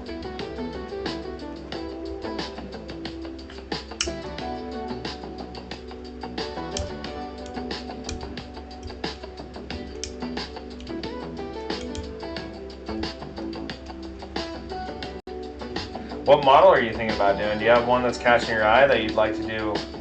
Because for those diorama pieces, you have to do, you know, it's not just the model, it's the whole scene, you know? Like the coolest ones are always like, the base is just as cool as, I mean, it's not even a base, it's literally like an environment, you know?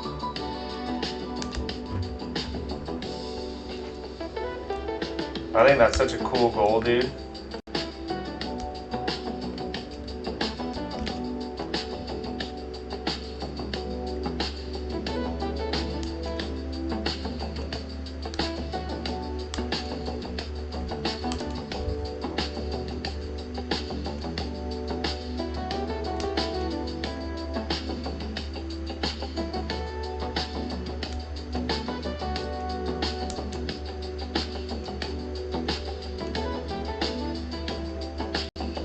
I've seen your terrain, dude. It's crazy. Would you do like a sci-fi model or a fantasy model, or what do you think your vibe would be?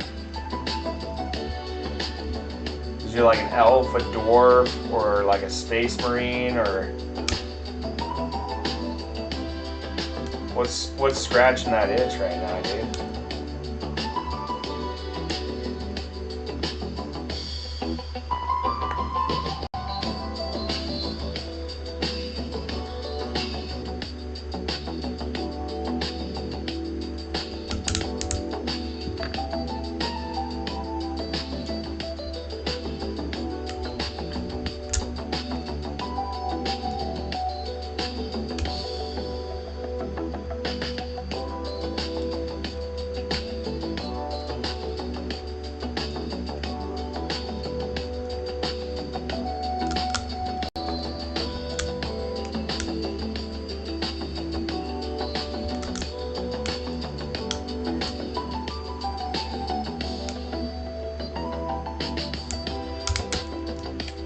For sure, dude.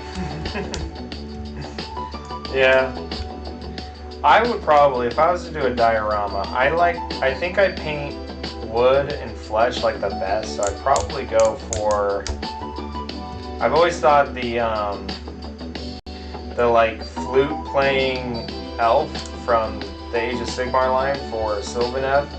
I feel like I could do a really cool like bonsai tree kind of vibe thing with them like sitting underneath it. I'd probably like kit bash or like 3D print or somehow make them look like they're like sitting. That's probably the start. Just definitely find what events you can actually go into and get a goal going.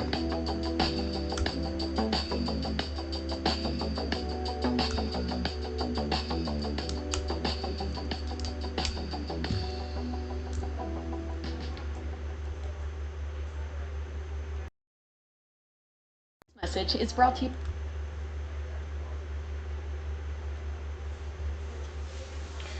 Golden Demon, dude. Get yourself one of them Golden Demon awards.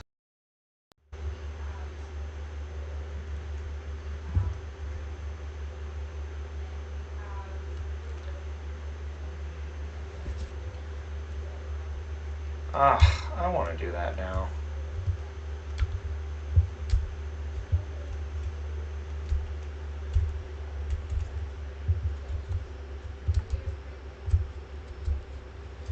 Maybe I'll do that for like a sponsored video. You know? And then whoever sponsored it, I'll send the diorama to them or something, you know? If I ever get that cool. I think that'd be a really cool sponsored video.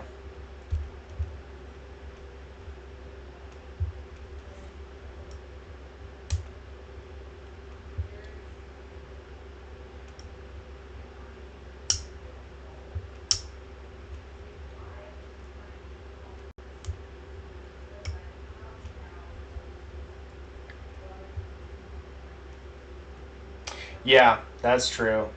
Honestly, that's one of the reasons I've never like gotten super hardcore into um, painting commissions, is because I feel like you need one of those awards. Maybe you don't. You know, you can just take, you know, build a portfolio and that should be good enough. But there's a certain level being able to like, yeah, I won, you know, X amount of Golden Demon awards. Like, come on, dude. Like that would be.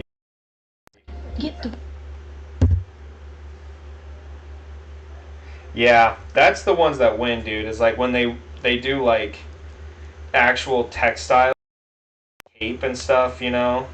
And they hand paint all that in, and doing all oils would make it really pop. You know, I love oils. I haven't actually painted like. I do want to try going from like doing a full oil like base coat and doing kind of a slap chop with oils. I do want to try that because I do like the idea of being able to just wet blend as much as you want. Yeah, exactly. They're so easy to get nice, perfect gradients on. I'd probably do that to do my base and shadows done, and then come back in with acrylic highlights and like acrylic details, because I've tried oil painting like on a canvas. I can imagine like pushing around oil paints, or even just waiting for them to dry in between, like trying to build up glazing layers. But yeah, oils hands down have the best blending. You know? You know that. You're a big oil guy too. If I can do anything else, I want to bring oils into the meta, into the forefront. Because they really take my mediocre paints, my painting, and take it to a whole nother level. A whole nother level.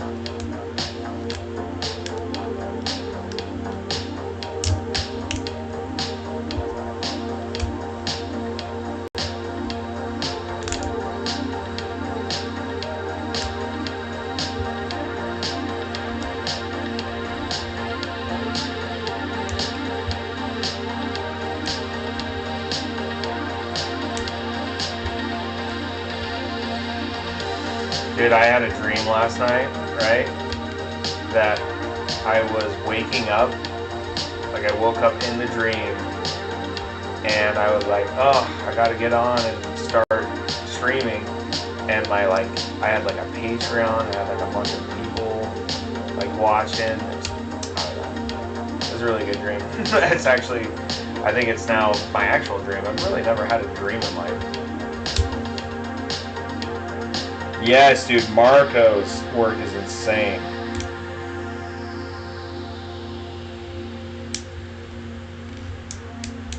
Dude, like watching his Skaven model he did with all oils, wild. I feel like I never really had a dream. You know?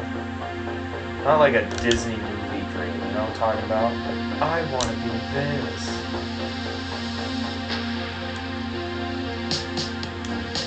I'm too practical my whole life, I think.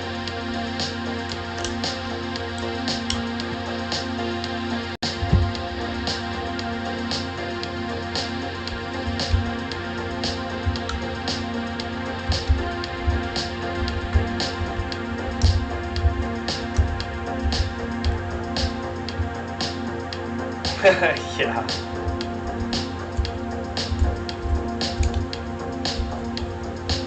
Yeah, dude, and I know that like channel growth is slow, which is fine. I'm really enjoying the process, so long as, you know, you and Borf and, you know, now Tyler, dude, Fat Boy, Rick Ross, The Horde, Bro Dad Pain, Slayer by Layer, Craft Crusade. Now, if you guys keep coming to hang out, dude, it'll be all worth it every day.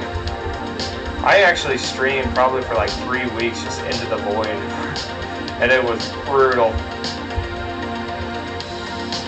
Absolutely brutal.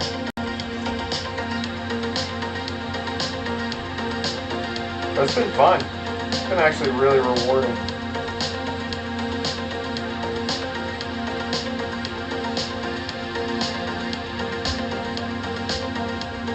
I'm having a grand old time.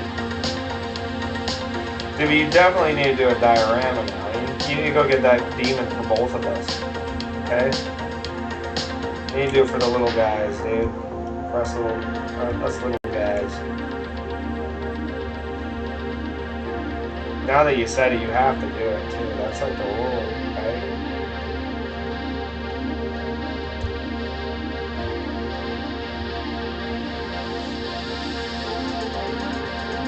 Oh, nice.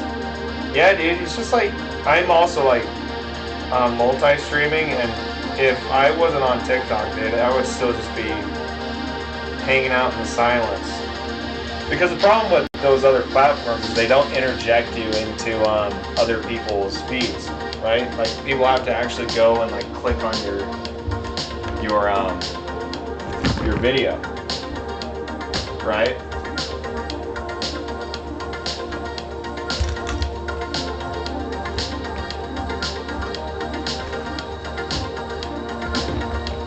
So it's really hard to build an audience on TikTok, or on TikTok, sorry, on Twitch, on YouTube. YouTube's really good for like actual videos, like long format videos I found though. Like, I'm starting to get a little bit of traction there. Oh nah, dude, that sucks, bro. Dude, any movement impairing injury, dude, is just the absolute worst. Especially with the chronic pain.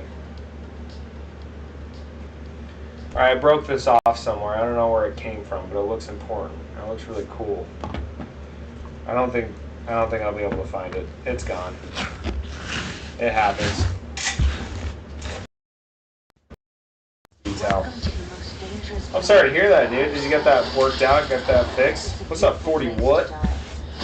You're hunting something that can't be killed. Many of your kind have come here. None have survived. Alright, time to get the airbrushing.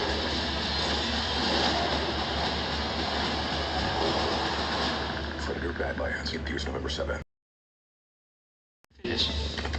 Lexus Shimf design is about crafting experiences that invite our customers to discover something fresh and unexpected. It's not just about aesthetics. CMF design is about crafting a deeply personal and emotional experience. Oh no, that's an advertisement playing. I can't have that go on. Something truly immersive TikTok and get memorable. mad. At Lexus, Don't our get design mad at me, process TikTok.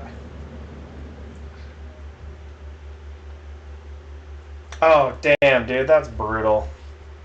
Actually, I was thinking like when's the Patreon, dude?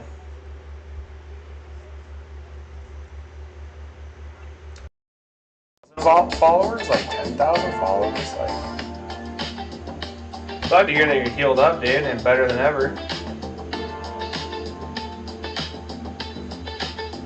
Injuries like that, dude, they never ever truly go away, which is the unfortunate thing. You only just kind of learn to manage better.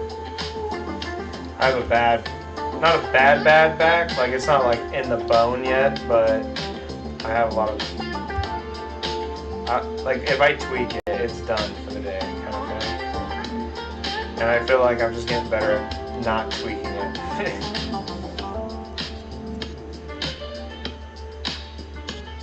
Really? I don't know. I don't want to do it too early. Maybe I'm just. Honestly, what it is, I just don't think I deserve it yet. Maybe that's what it is. Like, and also, like, what could I possibly, like, have as the tiers? I was also thinking about that. Like, I do want to do, like, one-on-one painting classes, like, painting tutors. I was thinking maybe that could be a tier. I don't know. I'm generally in my own way most of the time.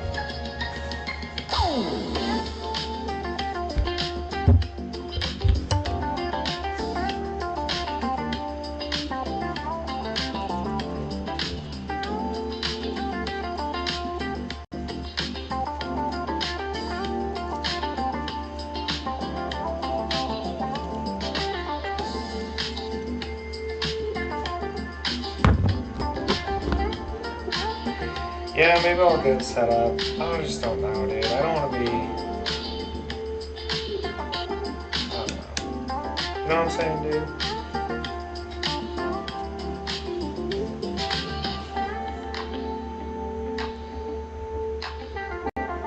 I don't know, Grumpy, what do you think?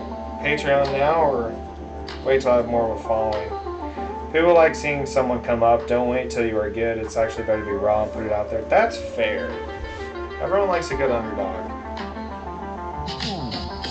That is actually very. I didn't even think of it like that. That's smart.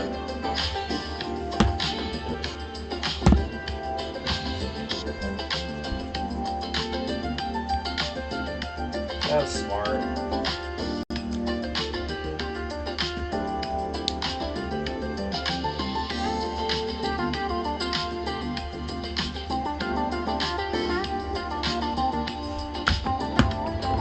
Is there any ice on this one?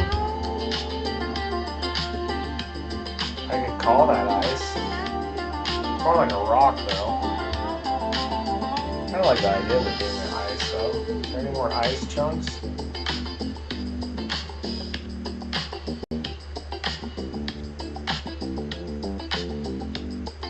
That's also true. I just don't want to be. I don't know. I feel like I could do this all for free and just never. I wouldn't mind it. But it would also be nice to quit my job and do it more. But that's also kind of a selfish thing, you know?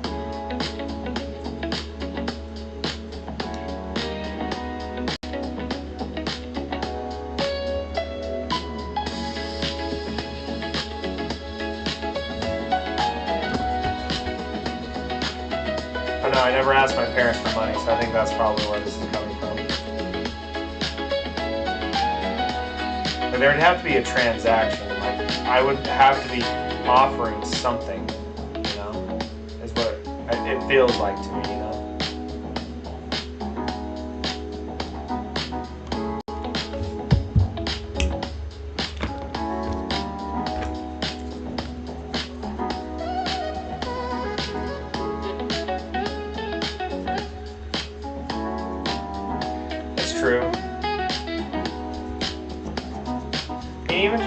more often would be so beneficial and so nice.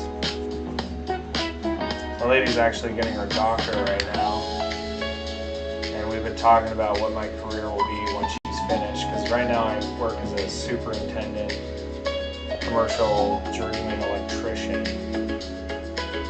Basically it's a high stress job. So I'm Patreon to do a blog and say this is where I'm at, this is what I'm using. Oh yeah. That'd be cool.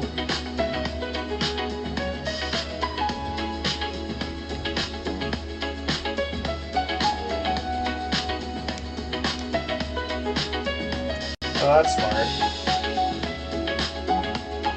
What up, Eric? How you doing, buddy?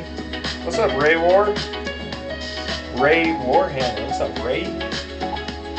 Yeah, I'm really liking all these AI video or AI photos of dudes as space marines. That's so cool. That's sick. Yeah, I think I'll look into it. I'll talk to my lady about it. Maybe. I think I'm in my own head a little bit about this. That's what it's starting to sound like. You brought up a lot of good points.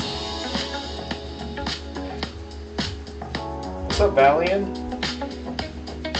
Valiant? What's up, Russian Blade?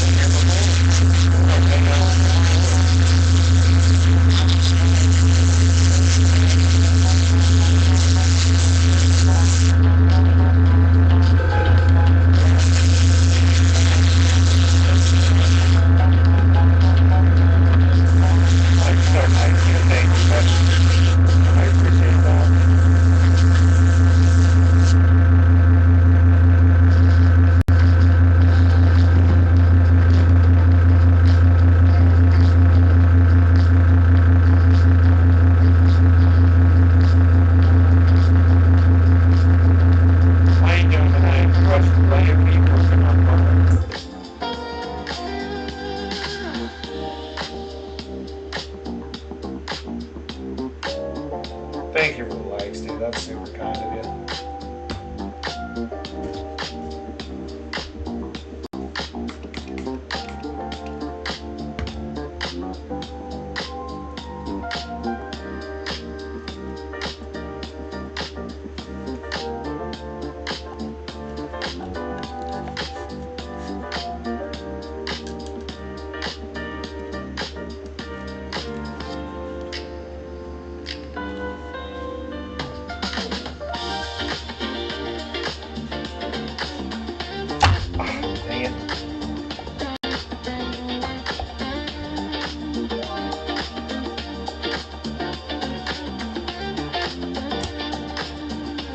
Oh no. Now I've done it.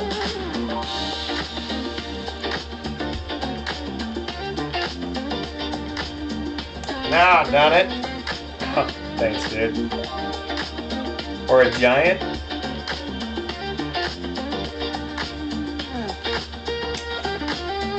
Oh. I messed up this scene completely.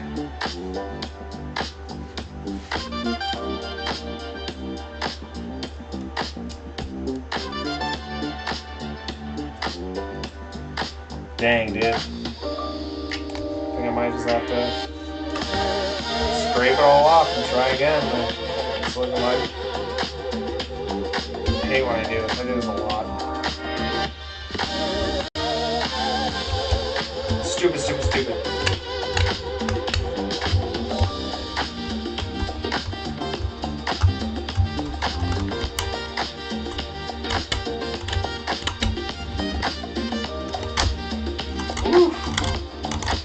I'll stab myself.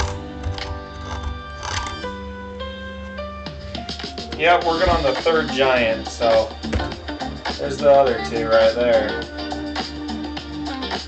So this will be the third giant. I'm going to paint a couple of these guys here in between so I don't run out of steam. I need a little break from all the giants, I think. gonna put a bunch of glue and just make it happen, I think.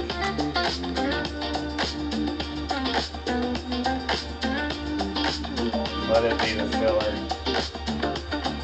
Yeah. Yeah.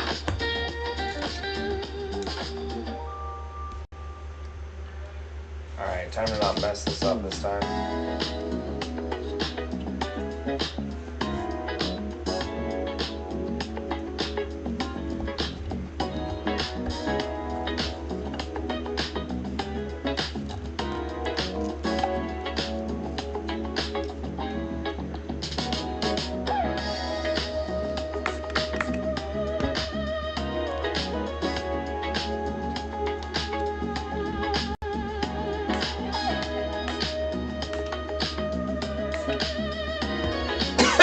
Oh, that sound, oh, that just shaved a couple hours off my life, I think. Oh no, this model doesn't stand up on its butt. That's okay.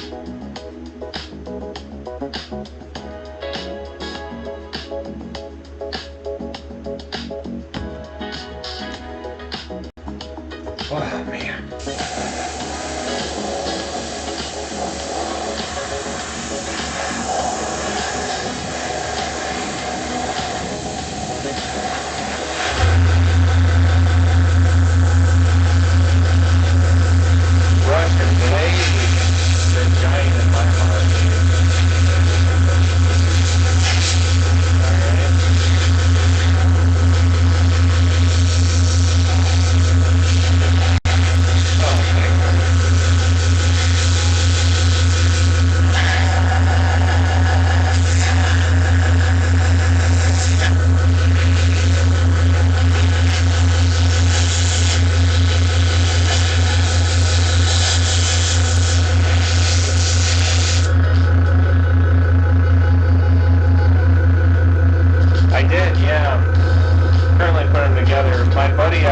All these off for me.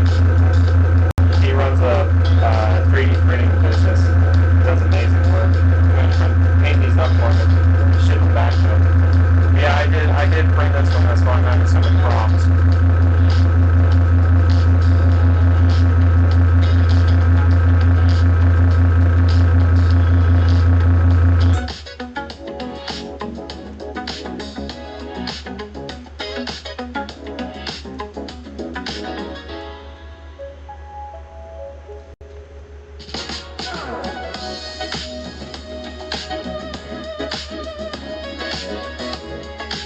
Using super glue as a plastic filler because I'm too lazy to actually use plastic filler.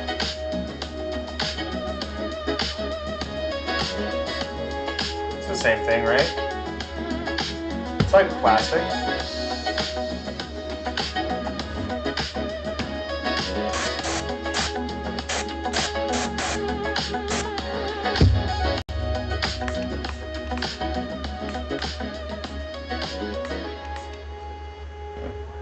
That should do. What's up, ARC Trooper? Welcome to the party. They're not commissions. It's more like we're just kind of getting to know each other kind of thing, you know? We're going to do some work together, and so he sent these out as like a, hey, this is the quality, you know? So we're still figuring it out, so nothing set in stone, but we're having fun. Honestly, he sent them out because, he just wanted me to check out how badass his 3D prints are, and he's right. They're really nice. So, not necessarily commissions, but he's showing me his level of quality, and I'm going to print these up and ship them back to him, and he can see my level of quality, and then we'll probably talk from there, you know? Right now it's just two guys who are super into nerdy stuff hanging out. But yeah, he does amazing work, seriously. Yeah, I'm pretty stoked. He reached out to me after I posted some my paint job on Claybees Creations Discord.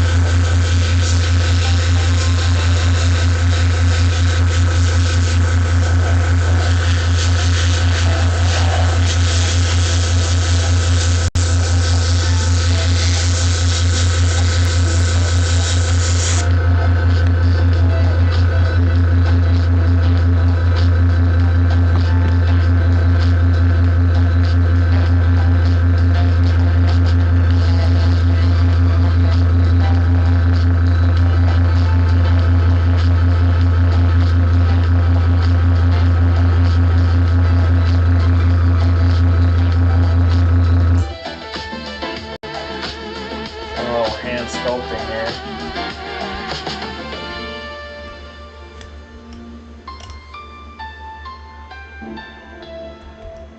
Try and make this look like skin again after I've butchered this.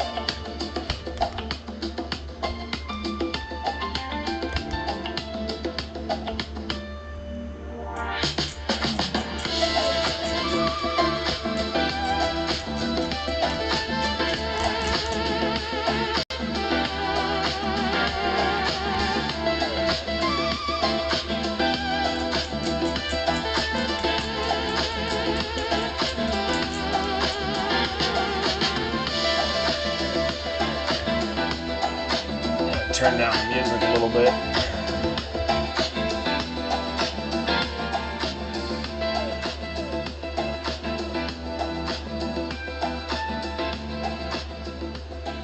There we go, that's nice. That's nice. But yeah, he's a super cool dude. He's actually the very first person that watched me on my TikTok. Or sorry, on my Twitch. Very first follower, I think, even. He's OG. Not that I have a crazy following yet, but I'll always remember him being the first, okay? That's a great dynasty. Maybe it's a dynasty.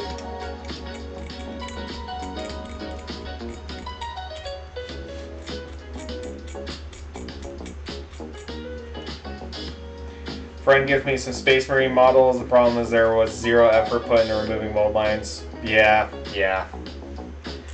Dude, I bought an army lot of Astra Militarum and I was really scared. It was honestly like 2,700 points that were already put together and magnetized, and I was really nervous that the guy didn't take his time, but he didn't paint any of them. He just primed them, and he used a good primer, but he really took his time building them, so I lucked out. But that was one of my major stressors of buying eBay models, you know?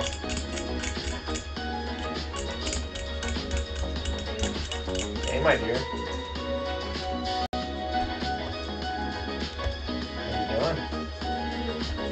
Yeah? Did you have a wonderful day? Pretty good? I had a wonderful day as well.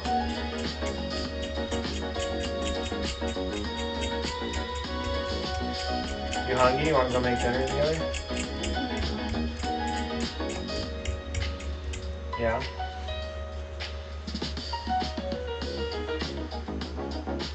Yeah, you gotta be careful with that stuff.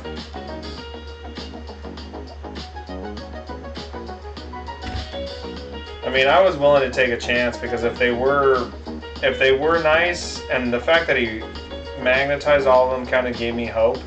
Because the guy who's magnetizing stuff is definitely probably putting it together pretty carefully, right? Was the idea.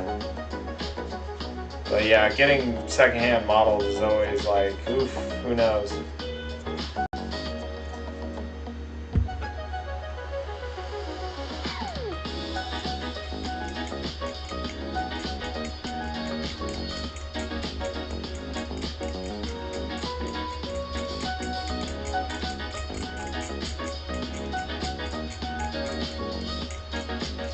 I was getting my friends into hobbies. I was like, you need to take your time with building. I'm not necessarily filing things down. I'm not that crazy. Like, I don't take like sandpaper out. I just try and clean it up the best I can. Like exactly what I'm doing right now. You know? I was like, you'll regret it when you go to paint it and it's all goofy. Man, I should use just super glue for filler. That was like so much simpler than my other method.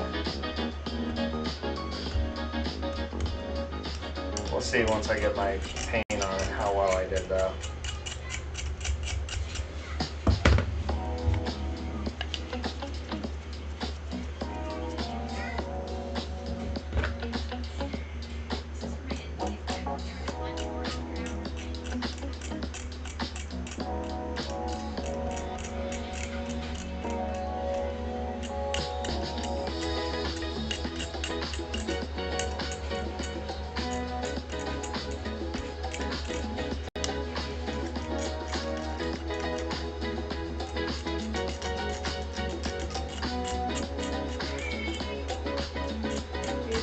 Yeah.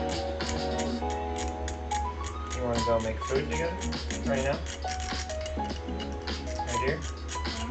You want to go right now? Make food? Yeah? Okay. For you? Anything. Hey, for you? Anything.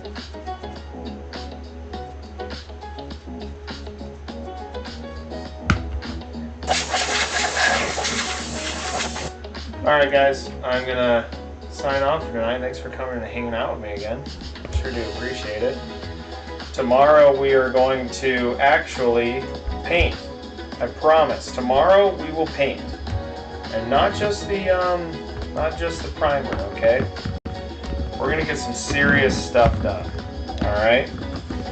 Well, I'll catch you fellas later, and thanks again for coming and hanging out. And yeah. Sure do appreciate it. I'll catch you later.